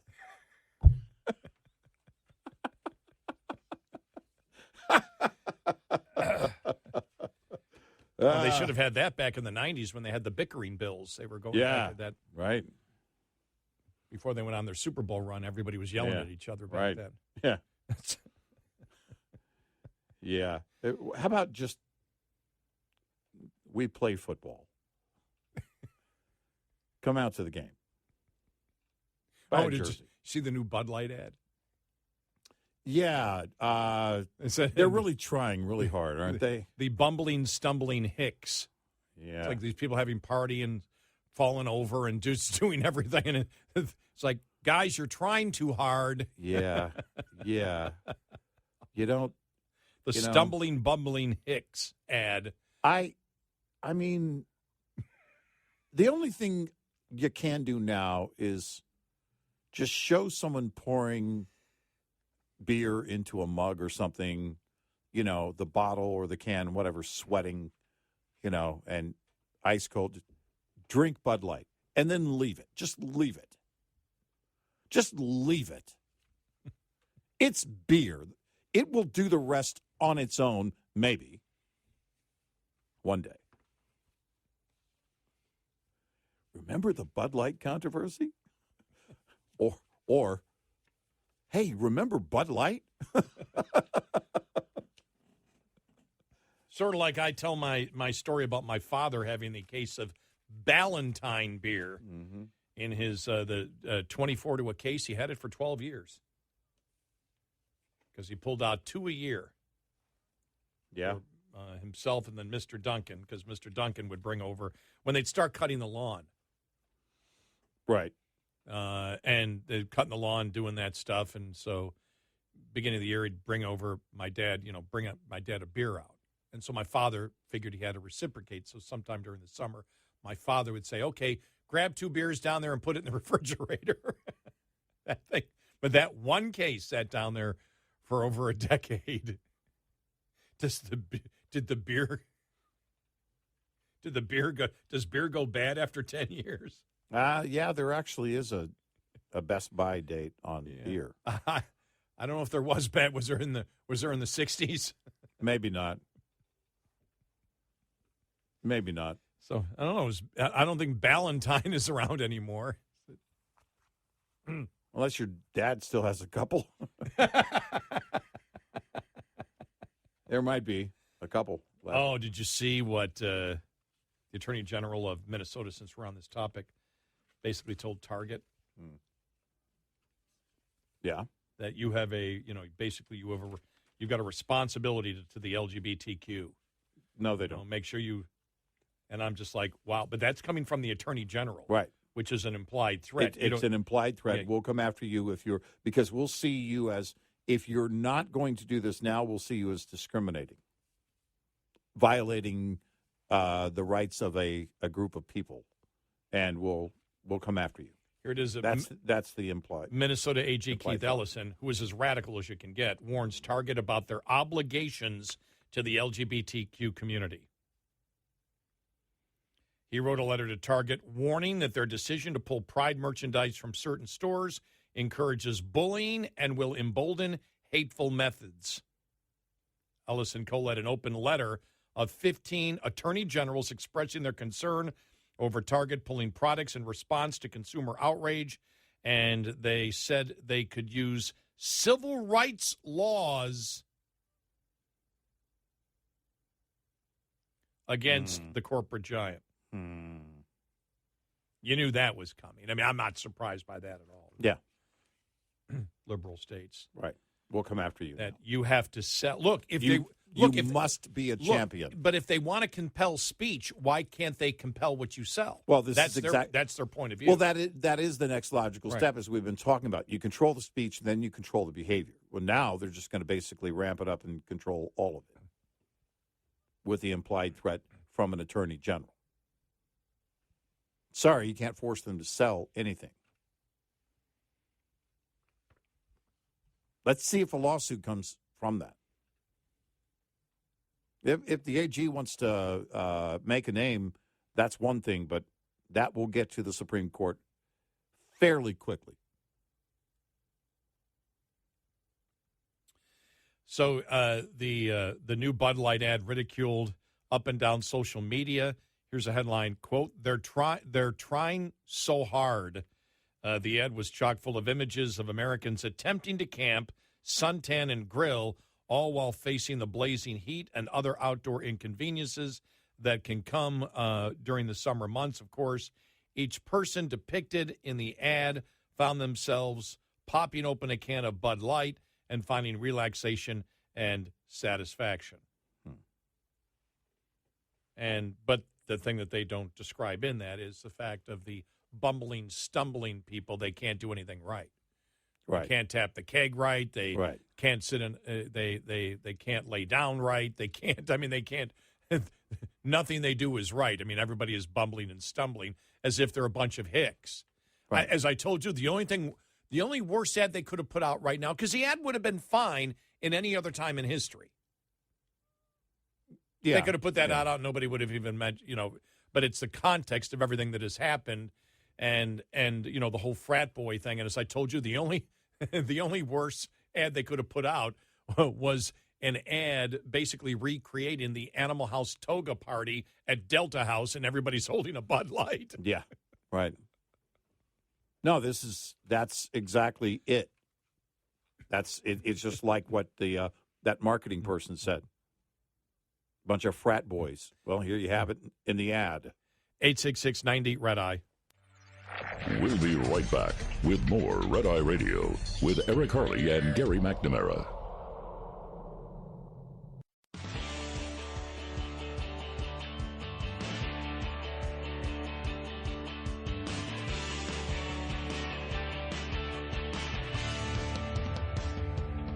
It's Red Eye Radio. He's Eric Harley, and I'm Gary McNamara. You see this? CNN could be put up for sale. Can you see who's wants to buy it? I don't think Tucker has that much money. No. Rhymes with Tucker, his last name.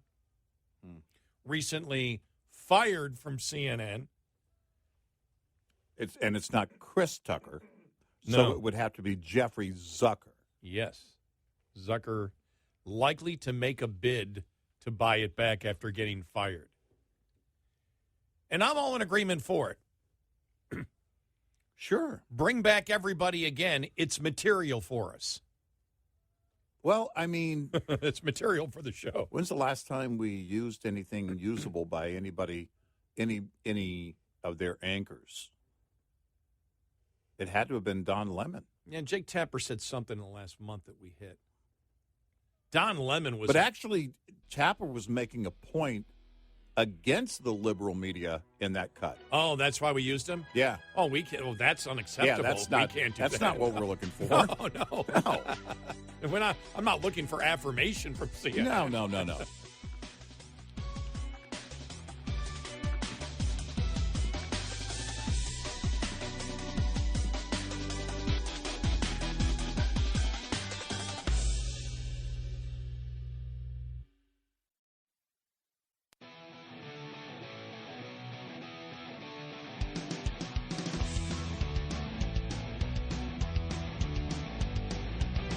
You're listening to Red Eye Radio from the Uniden America Studios. It's Red Eye Radio. He is Eric Harley, and I'm Gary McNamara. Good morning. Welcome to a Friday. I wanted to play this audio cut, and I don't know if I'm having. I think I'm having problems with YouTube. My computer's freezing up, so Yeah. I had an audio cut that I wanted to play. I'll play it coming up in a little bit, but I want to play Josh Hawley on Fox News last night. Talking about let's cut through everything. This whole thing is about did Biden take a bribe from Burisma, and as we talked about with the information coming out also yesterday, were they threatening other people who didn't pay them for deals that he made when he was vice president, which came up from the whistleblower. This is really, I mean, when you think about it, in any other time in history, and maybe it's because there's been over the last 5 years, when you think about it, scandal after scandal after scandal after scandal after scandal after scandal after scandal. Yeah. Is there such a thing as scandal exhaustion? Do you finally turn it out? Well, the polls show people don't.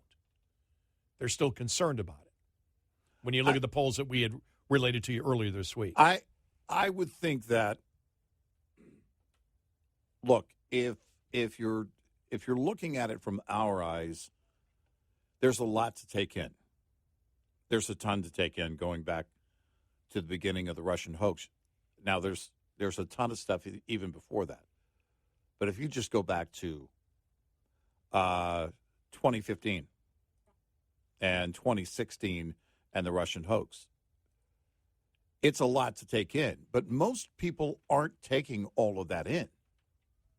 Most people are just now learning about that's a good point. The entire story of the Russian hoax. They're just now learning about the real allegations surrounding Hunter and the current president. So I kind of wondered the same.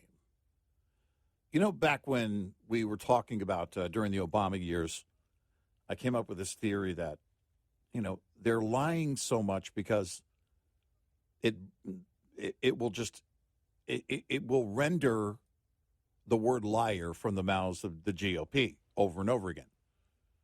And then it will just look like the GOP is calling Obama and everyone in his administration a bunch of liars all the time. Mm-hmm.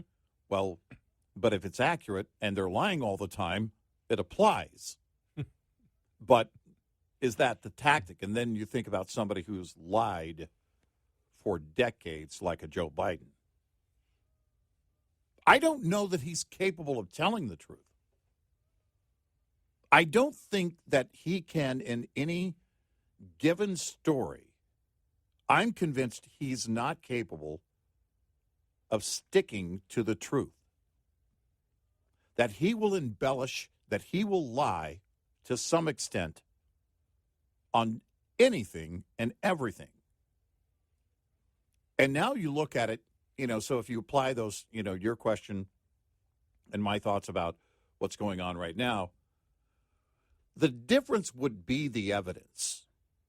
Yes. No, it's a great point. The reason that the Russian hoax thing wasn't being properly vetted is because there were only a handful of people that were actually covering this the way that it should have been covered in the media and tearing it apart the way it should have been torn apart. John Solomon and Sarah A. Carter, back when they were at Circa News, they now each have their own media companies. Kevin McCarthy, and all of those that were covering this from the beginning. But you really had to kind of dive into it. You had to go out and look for it. You had to be in that wonkish zone in order to take all that in. And there was evidence that it wasn't real and no evidence that it was real. So, the burden of proof in a courtroom is always on those making the accusation, the prosecution. So when and we kind of play that out in the court of public opinion in the same way. When we hear these allegations, we're asking those people that are making those allegations to bring proof. And as of yesterday, you're seeing a heaping pile of actual proof and sworn testimony under the threat of real penalty here when we're talking about the whistleblowers. So that is what I think is different, and this is why I think you're not seeing a ton of pushback here on this from the left or the left media. They may be dismissive. They may not cover it, but you're not seeing the counter in a real way that you normally would. Because you can't, when you do that, you're going to have to take on the evidence. And they know that. So you just don't cover it. Well, we went from that laptop, no, that's Russian disinformation, to Whoopi going, I hate the laptop.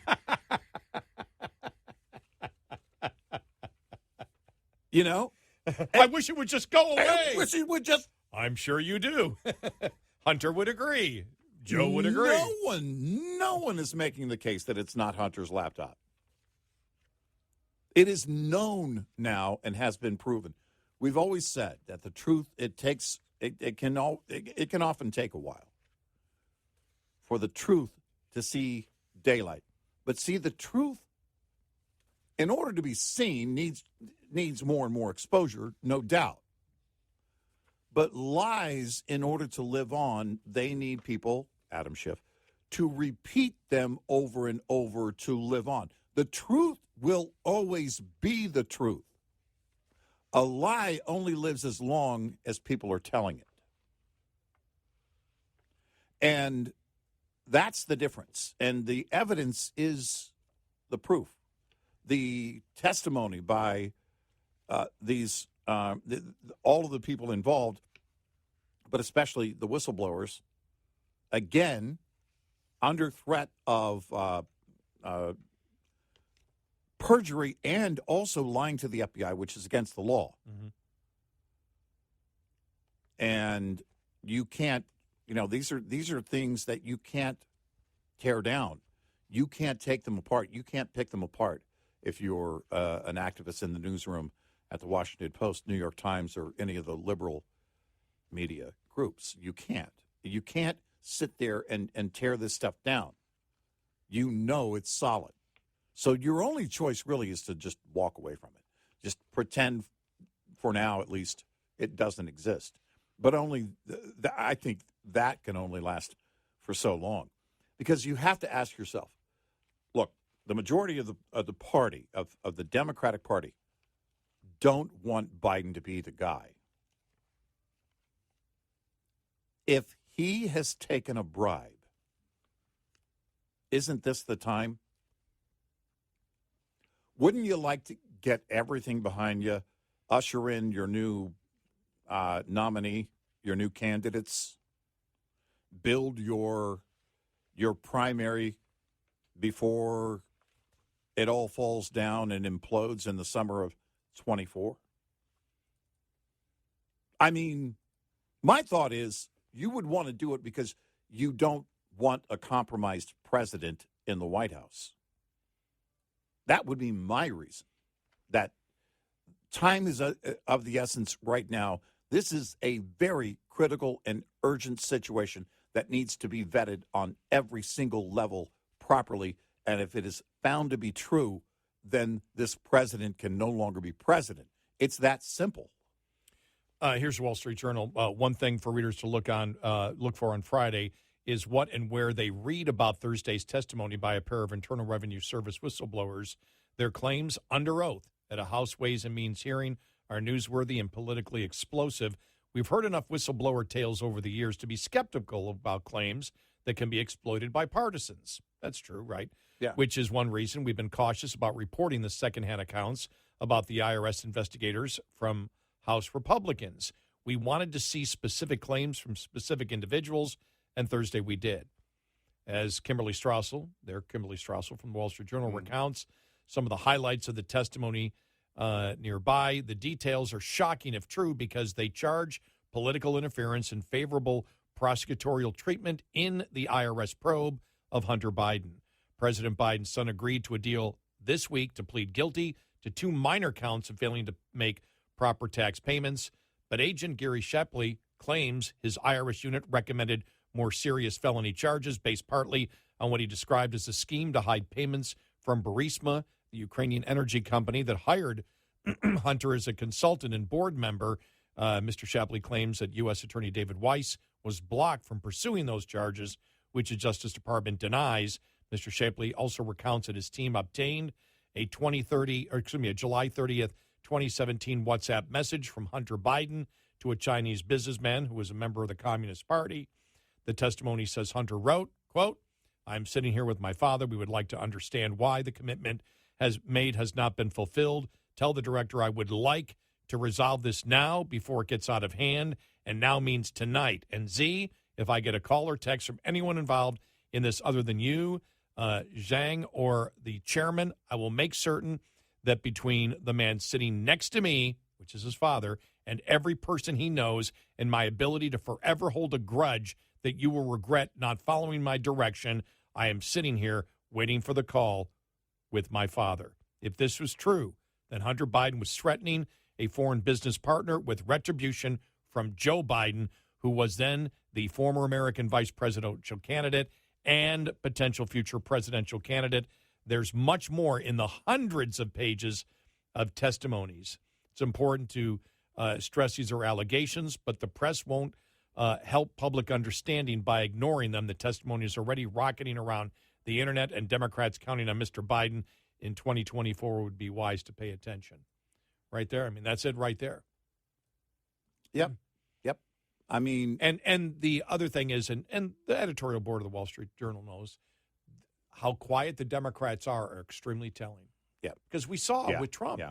Remember, with Trump, and even with the defense of Biden, the source stories that would come out, and they ended up not being true. Right. And so, where are the other sources? Even if their sources are lying to the Washington Post or the New York Times, and other media outlets, because we know that sources have lied to those newspapers before. Anything. Yeah, but there's nothing. They're just quiet. They won't touch it. And my question is, when do Democrats throw up their hands and say, enough is enough, we can't live with this anymore? We need to have a new candidate. Well, I wonder if there are some false sources trying to get to the liberal media, and the liberal media saying, we don't think we can go with this because the evidence is too overwhelming. We'd be better to just ignore it than to write this story based on what this source is saying. And it's again, the thing that's fascinating here is how quiet the Department of Justice and what's the White House going to say now for the next couple of weeks. Right. What do you say? Right. You know, this is not the GOP pointing their finger. None of this is, though. No. And by the way, the editorial board of the Wall Street Journal forgets to, I think, put that in there. This isn't just about the whistleblowers. This is everything that's involved here. Right. This goes from, because remember, when you look at the allegations of influence peddling, we know what happened. Mm-hmm. We just don't know what he gave back, but we know the money went to the family. Right. That comes from the U.S. Treasury Department. Right. That's not the Republicans. That's a Treasury Department flagged all of those transactions that were being made. Mm-hmm. The rest comes from the laptop and sworn testimony from his business partners. Right. Now you have the whistleblowers under oath, with more evidence, and you have the FD 1023. Right. It's a mountain of evidence. 866-90 Red Eye. Coming up, more with Gary McNamara and Eric Harley. It's Red Eye Radio.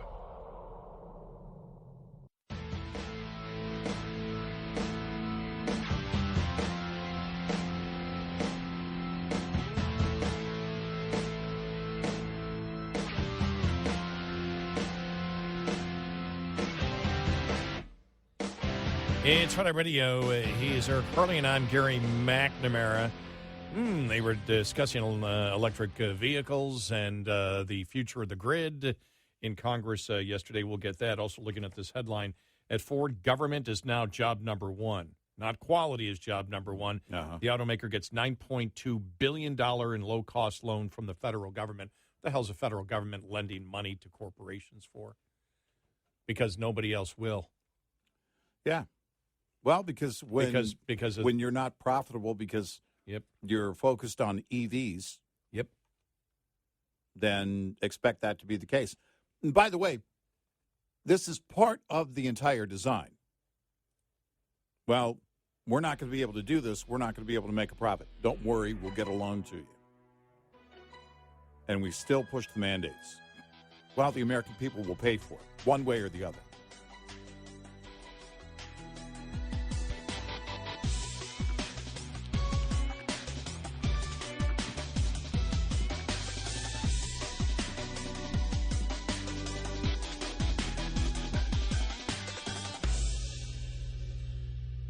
This is Red Eye Radio on Westwood One.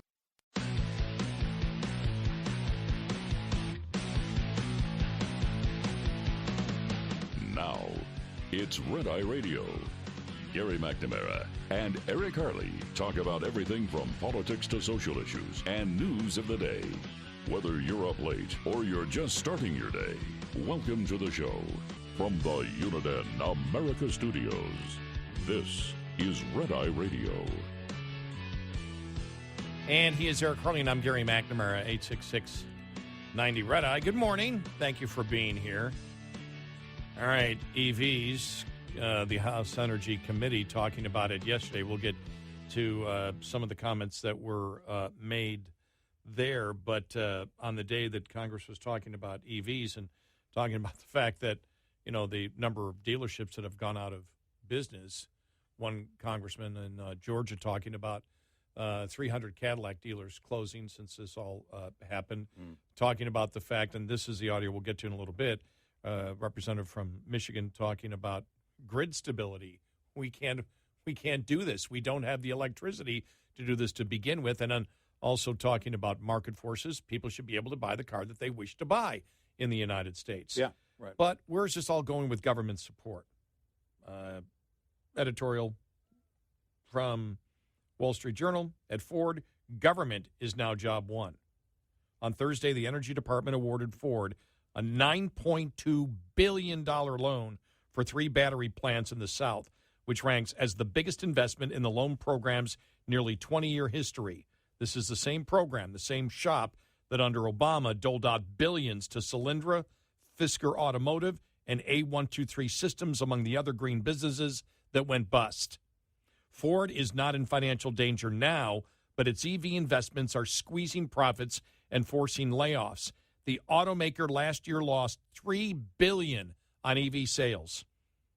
In the first 3 months of this year, its EVs posted a negative 102% operating margin, meaning losses exceeded sales revenue. Buyers of Ford's profitable and popular gas-powered trucks are subsidizing electric vehicles. But this won't last long as Ford ramps up EV production to meet government mandates. The Biden administration's emission rules require EVs to be 17% of sales in 2026 and 2/3 by 2032. They were 3% last year. Ford and other car makers aim to make EVs profitable through efficiencies from manufacturing scale, but until that distant day, which means it's not going to happen anytime soon, they want government to subsidize the money-losing cars that they are required to make. The Inflation Reduction Act's 7,500 consumer tax credits are merely a down payment. The Energy Department provides loans at the U.S. Treasury rate that are far cheaper than in the private market. Because Ford boasts a speculative credit rating, it will borrow from the government at about half the interest rate that private sources would charge. Why? Why are private sources charging more? Risk. Government doesn't give a damn because you're footing the bill. Exactly. And your children and grandchildren are footing the bill for this. Kentucky and Tennessee have also agreed to chip in some $2.7 billion for the 3 factories. Michigan has offered Ford $1.7 billion in incentives for a collaboration with China State's battery champion. Oh, and Ford can pocket the IRA manufacturing tax credits, which shave 1/3 off the cost of battery production. Think about this now. How much, what I want to see is a figure that encapsulates the totality of all the subsidies going into EVs. Yeah. Why isn't the left screaming about subsidizing the car industry? Right. Nothing. The American Center's Christine McDonald estimates that the IRA battery production tax credit will cost $152.8 billion. More than 5 times as much as Congress's Joint Tax Committee estimated just a year ago. Wow. Why? Wow. That's because when the government hands out free money, automakers rush to cash in. This is just, this is just pure insanity. But government subsidies always come with strings. The Energy Department hasn't released the Ford loan terms, but the administration has sought to attach project labor agreements, profit sharing, and child care mandates to grants for chip makers. Ford has already agreed to a union neutrality agreement at the battery factories that will make it easier for the United Auto Workers to organize workers, but the union wants more. The UAW agreements with the big 3 automakers expire in September, and a new union president is using government subsidies in negotiations. So think about how unions now, think about how they're trying to grow.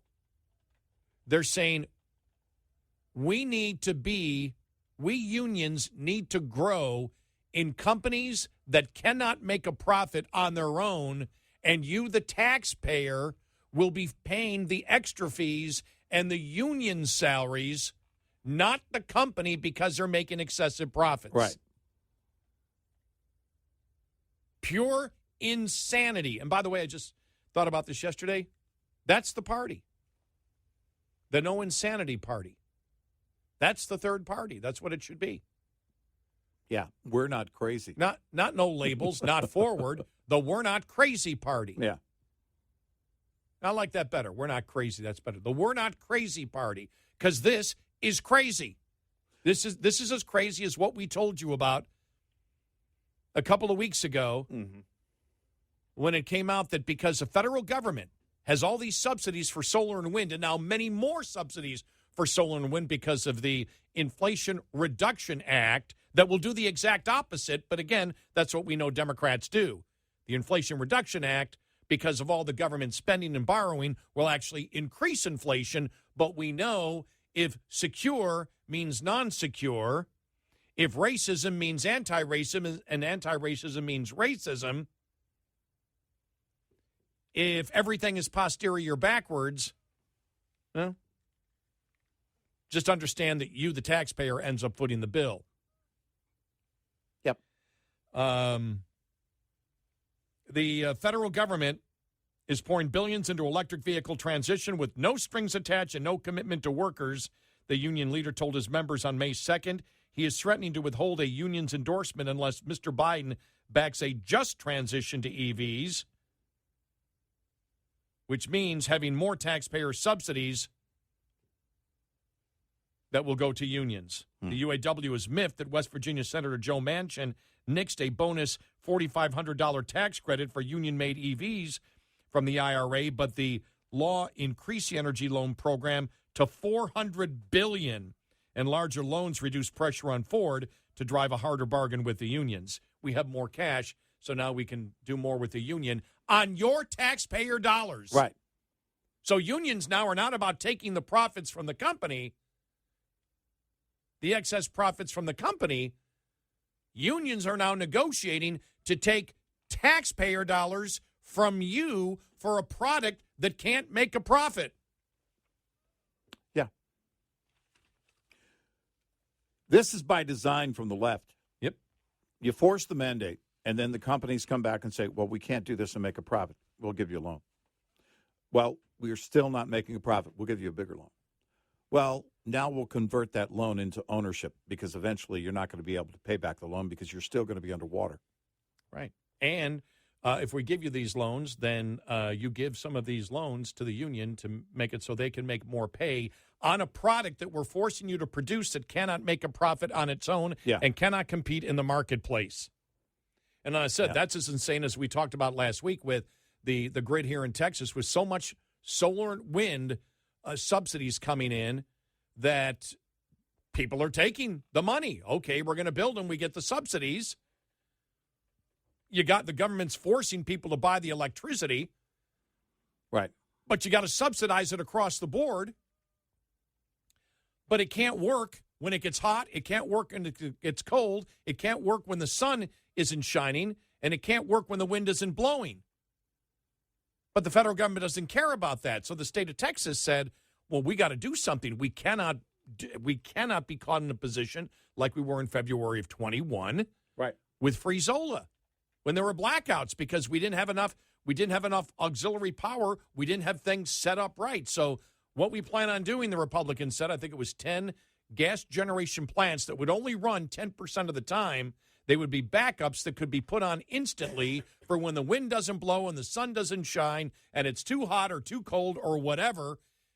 But because they're only going to be used 10% of the time, we need to subsidize an industry that doesn't need subsidizing if it's your primary form of producing electricity. But since it's not, we have to subsidize that and increase premiums at the same time. So the state of Texas did that, and we said, wow, that's insane. About a week and a half later, the administration came out and said, no, we're going to pass legislation to kill all gas generation plants. So the federal government doesn't want the states to be able to back up with consistent power the inconsistent grid that they're creating. Yeah. Yep. And look, again, part of the design. You break the back of the private sector so that the government can come in and say, well, we're going to have to be the ones who now control energy production. They've wanted to nationalize, the left has wanted to nationalize energy production forever. And this is how you do it. You mandate the daylights out of the usage and the production. So on both ends, there's no way to get it done. And there's no reason to do it. No. Except image and control. Right. Control of industry. Right. Government control of industry is what their goal has always been. Right. This is not going to improve your life. It's going to make it harder. It's going to make it more expensive. And it's going to make it dangerous in extreme weather. 866-90 Red Eye. Hi, I'm Jen Loomis, a transport safety expert at J.J. Keller, and I'm here to share a tip on roadside inspections. At a roadside inspection, inspectors may ask to see supporting documents. A supporting document is a document generated or received by a motor carrier in the normal course of business that can be used by law enforcement to verify a driver's logs.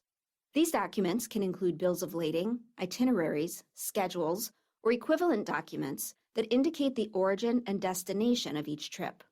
They can also include dispatch or trip records, expense receipts related to on-duty/not driving periods, including receipts for meals, lodging, and fuel, electronic mobile communication transmitted through a fleet management system, and payroll records, settlement sheets, or equivalent documents that indicate payment to a driver. Drivers using paper logs must also keep toll receipts.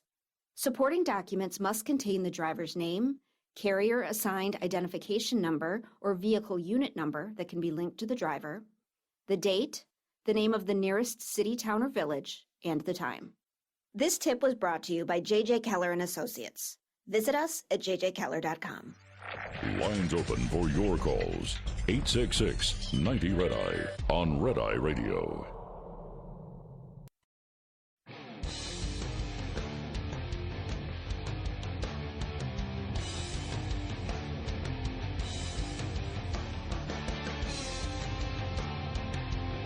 It's Red Eye Radio. He is Eric Carly, and I'm Gary McNamara. I want to play this some of this audio here.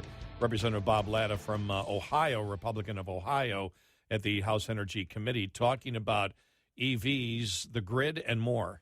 Along with the gentleman from Pennsylvania, California, and Florida, I'm proud to co-lead the Preserving Consumer Choice and Vehicle Purchases Act, and I thank the subcommittee chair and the full committee chair for working with us to get to this point today.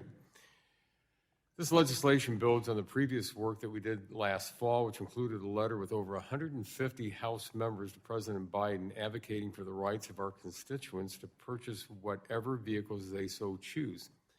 Unfortunately, we never received a response from the administration. To me, this signals that the administration is not prioritizing the rights of consumers in the deliberations. Without repeating the same points as my co-leaders on this legislation, I cannot emphasize enough that California's efforts to ban the sale of internal combustion engine vehicles will have national implications. It will, as stated by others, will increase costs for Americans and add to greater instability for an already strained electric grid. Mr. Deputy Administrator, since the President did not respond to our concerns that we outlined in our letter last year, and your written testimony doesn't indicate a specific stance on the bill, do you know, is the administration opposed to this legislation? I don't know, because the administration has not taken a position yet on the legislation. Did the administration forward the letter on to the EPA? I don't know. I'm not calling up to mind that particular letter. If you get back to me on that, I'd like to know if the EPA, received that letter from the president then to work on. Because when Congress first wrote Title II of the Clean Air Act, do you believe it was the Congress's intent to allow one state to have the ability to implement a de facto national mandate on what specific vehicle consumers could purchase? I believe what Congress intended to do was to give states the option of adopting California standards if EPA granted a waiver for those standards. And of course, I'm sorry, could you speak in the microphone? There we go. I'm sorry. But you said that you believe it was what? I believe that the intent. I believe the intention of Congress was to give states the option after EPA granted waivers, a waiver to California, to adopt California standards as appropriate to address the air quality problems within their states. But, and again, though, in this situation, could it be a de facto national mandate when you look at the size of California, especially the states around it, what it could do to other states having to then adhere to what California is doing? Well, sir, the mechanism under the Clean Air Act is for states to exercise their option to choose to adopt California standards. Well, because our time's short here, but again, if California do it, it could be in a situation that would be almost a de facto mandate on the other states. Let me move on because I've run out of time here.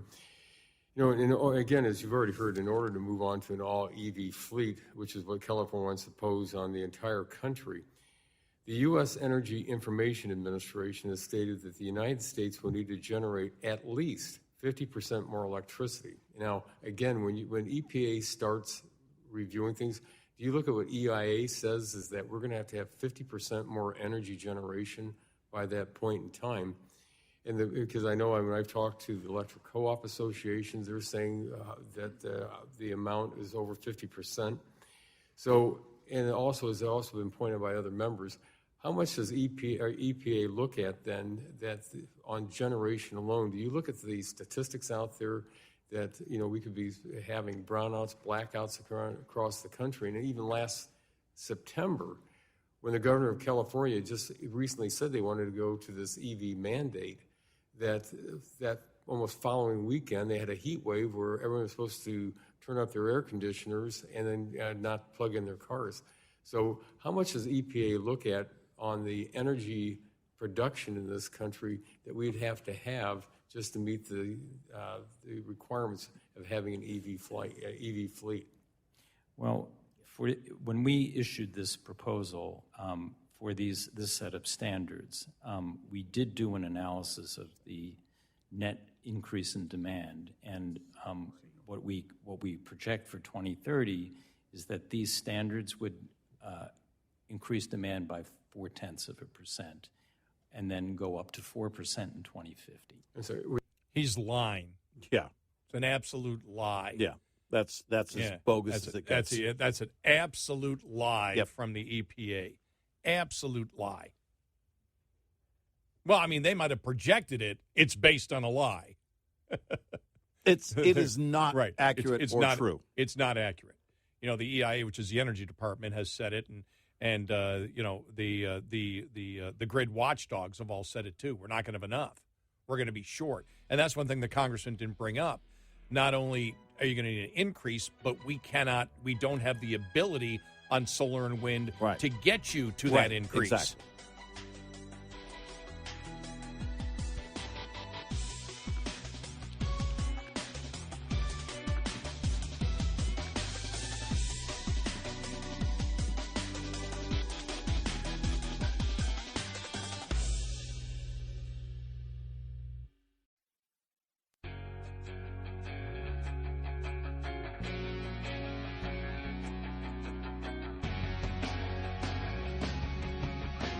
On your smart speaker, say, play Red Eye Radio.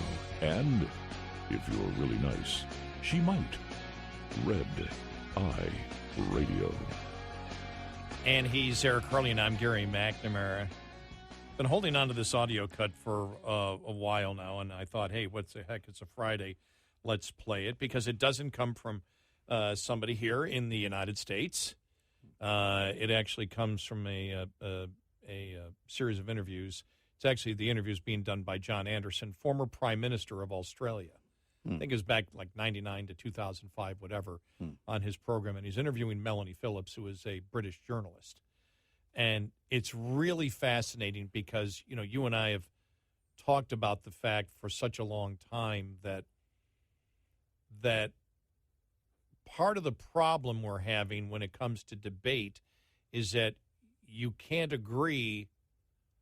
There is no basis to start a conversation because we wish to start it with the truth and they don't. Yeah. And when you don't wish to start a conversation with the truth, then how can you have any type of reasoned debate?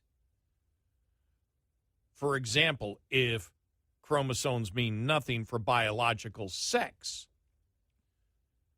then where do you start the debate? It's impossible to have a debate. We talked yesterday about when Riley Gaines was testifying, and you had the woman from the human rights group that was there, and the human rights group is a radical pro-trans. I shouldn't say human rights group because people may mistake what they actually stand for. This woman stands for. This woman stood for yesterday. This is yesterday, not what I'm going to play now.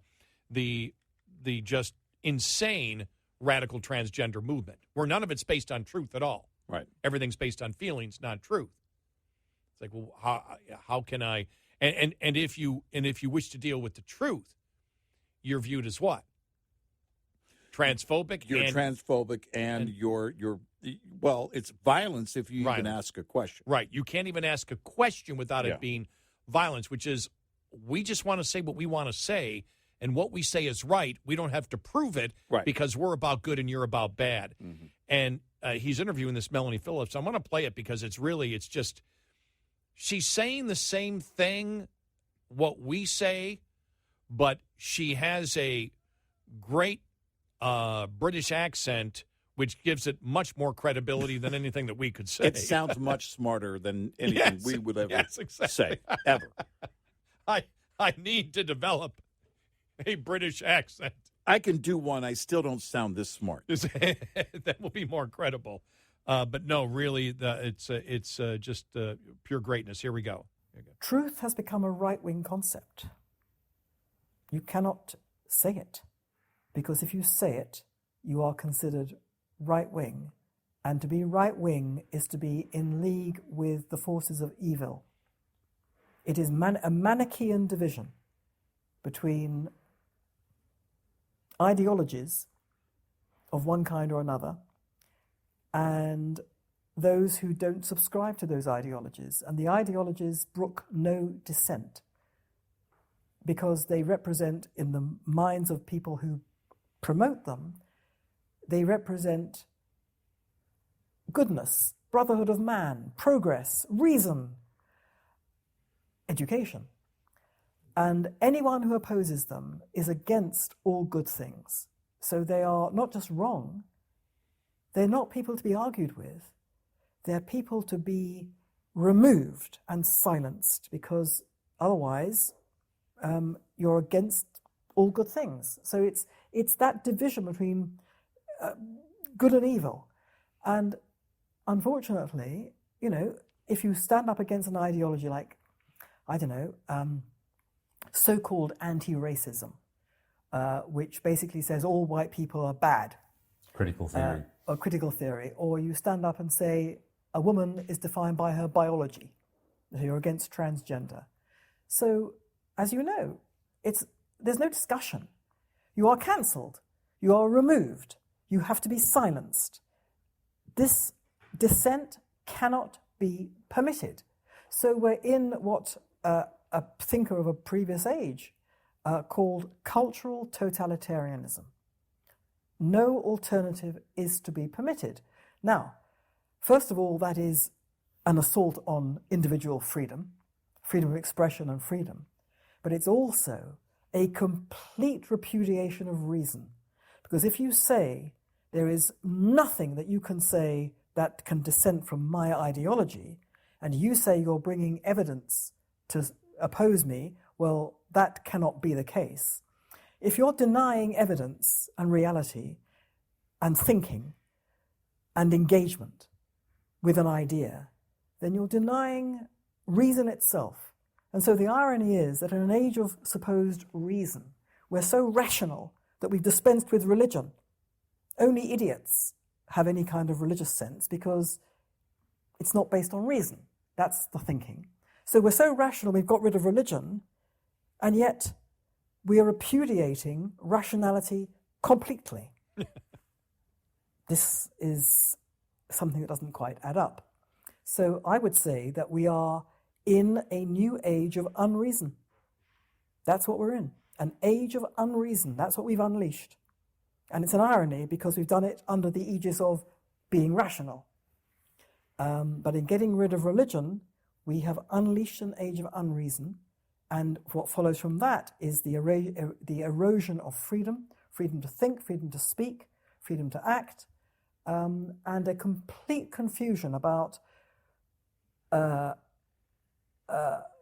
where the limit should be drawn between what I want and what others need, my duty to others and my wish to realize my own potential. In other words, it's I versus we, and all those things. And the confusion is epic. But that's where we are. But again, we have no cultural leaders, religious, political, whatever, standing up saying this. And I'm sure, I may be naive, but I'm pretty sure that what I'm saying may not be thought about in these terms by many people. But I'm pretty sure that if enough leaders got up if leaders got up and said this, it would start striking chords, because people need to live in a society which is civilized, which looks after the welfare of others rather than yourself. We all know this. But we've kind of allowed ourselves collectively to ignore it and push it to one side. It requires leadership. We don't have it. There you go. It requires leadership, and you and I've talked about it. And when you talk about leadership, you talk about people that, as she's saying, that can explain it. And that's why we look at Riley Gaines yesterday. And when she first came out, I went, I don't know if she can do it. Yeah. And then when she testified before Congress yesterday, I'm like, she can do it. Oh my gosh. And she was because she can answer anything and stands up strong. And that's the other thing too, is the Republican leadership. You need to. We're past the. I understand part of it, but we are past the Senator Kennedy. Well, I'm trying to understand what's going on here. How many? Let's stop with that approach. No, you're right. It's, with all due respect, that approach has aged out. Yeah. And the reason it has is because you're not going to get anywhere, and you're not going to get anywhere with them using that approach. Right. This whole, explain it to me like I'm a 3-year-old. Right. No, you know who they are, and you're going to have to go at them like you're a prosecutor. Because what they're promoting, ultimately, especially when it comes to underage children, is downright criminal. Yeah, it's evil. It's as evil as you can get. And that's the way you have to go after them. Don't let them get away with all of that, and don't come off as you sounding like, well, I don't know. I've never heard of this before. You have to be armed and ready, and I think that's what Riley Gaines brings to the table and brought to the table this week, is the proof that it can be done, and she's that proof. And I think the other thing is because she mentioned about, anti-racism, which is racism, which is, the critical race theory. And I like the way she said it, all white people are bad. Yeah, right. And you and I still are not happy with the Republican Party. The Republican Party needs to come out because they call it social issues. You say, wait a minute, excuse me. We need to talk about the fact that the Democratic Party, because we've been told that society is systemically racist, that police departments are systemically racist, that societies are systemically racist, that all whites are systemically racist. Actually, I agree with you. There is systemic racism, and it's institutionalized in this country, and it's right there with the Democratic Party. They're the racist. And I'm talking about the leadership of the Republican Party needs to come out and then talk about identity politics and talk about how the Democratic Party knows. Tim Ryan, when he ran against Nancy Pelosi, said we have to stop identity politics. Now, what is identity politics? Identity politics is judging people by groups and not as individuals. The critical race theory says if you treat people as being autonomous, and I'm going to judge a person by themselves, they view that as being racist. We all know it's the opposite of racism. Understand the evil coming from the Democratic Party and the mainstream of the Democratic Party. Understand what they do. Understand what they did in Georgia when the president came out and said it was Jim Crow 2.0, Jim Crow on steroids. Everyone knew that they were lying, but they were race baiting there. They were acting like white supremacist leaders. Understand racism exists. They're the racist. We need to stop the racism in the Democratic Party, and they need to pound it. But our leaders aren't saying it. They're not saying it strongly every day. Right. You and I have been saying it for years. Yep. But we're talk show hosts. They're the leaders of the Republican Party. They're leaders of the country. They need to look at what the Democratic Party is and speak the truth to the American people about where bigotry and racism and intolerance and stereotyping exist. And it's solidly mainstream in the Democratic Party. And you can demonstrate that at every single turn. Yes. Senator Tim Scott has been a victim of that racism for a long time. And by the way, did a very good job at demonstrating that here recently on The View. And this is it. You've got to tear down what they stand for. Everyone can see it. You're going to have to be vocal about it and set yourself apart from it in a very clear and deliberate way. Yep. And that's the only way to win. The American people see it. It's a win for the GOP if they can just walk through the opening. Well, Riley Gaines will not be successful if she quits after yesterday. Right. Or, after 2 days ago, after her testimony. Right. This is a lifelong pursuit for her because the left isn't going to stop. And if it doesn't become a lifelong pursuit for you, if it's like, I'm going to mention it today, then we'll forget about it completely, that's not how it works. The Democratic Party and liberalism has had success because they keep repeating the same lies over and over again, every week, every month, every year, every decade. Their agenda is relentless. Yep. We said it back at the end of the Obama years. Look, this doesn't mean, even if a Republican takes the White House, this doesn't mean it's over. They're going to come back, and they're going to come back tenfold, and they did. And here we are. And they want to instill this into the minds of your children. And if you try and get in the way, they want to deem that abuse. And in the arena of ideas and debate, you don't defend, you attack. Yep. No, and that's what the Republican Party is not doing. You attack with this. You don't wait to defend yourself from their charges. No. You attack because the truth is on your side. And if they can convince people with lies, just think that if you market it correctly, you can convince people with the truth. And it's easy. The obvious truth. But it has to be relentless. You can't let up. 866-90-RED-I. Get in touch with Red Eye Radio, toll free at 866-90-RED-I.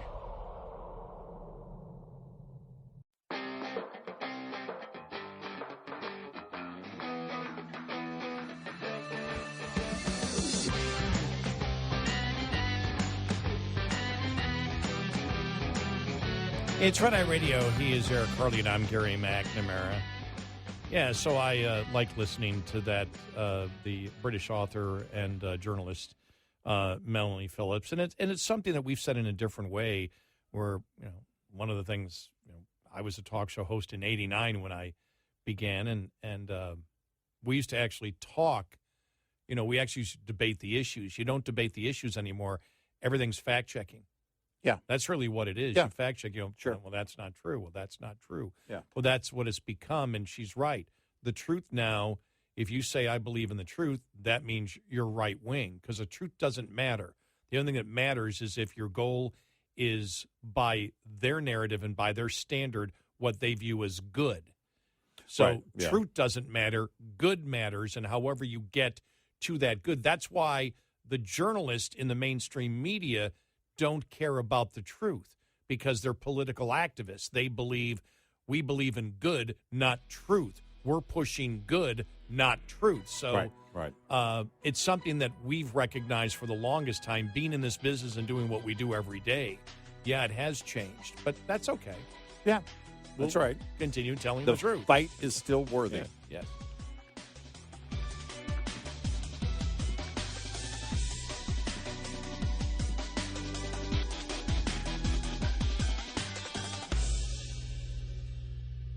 This is Red Eye Radio on Westwood One.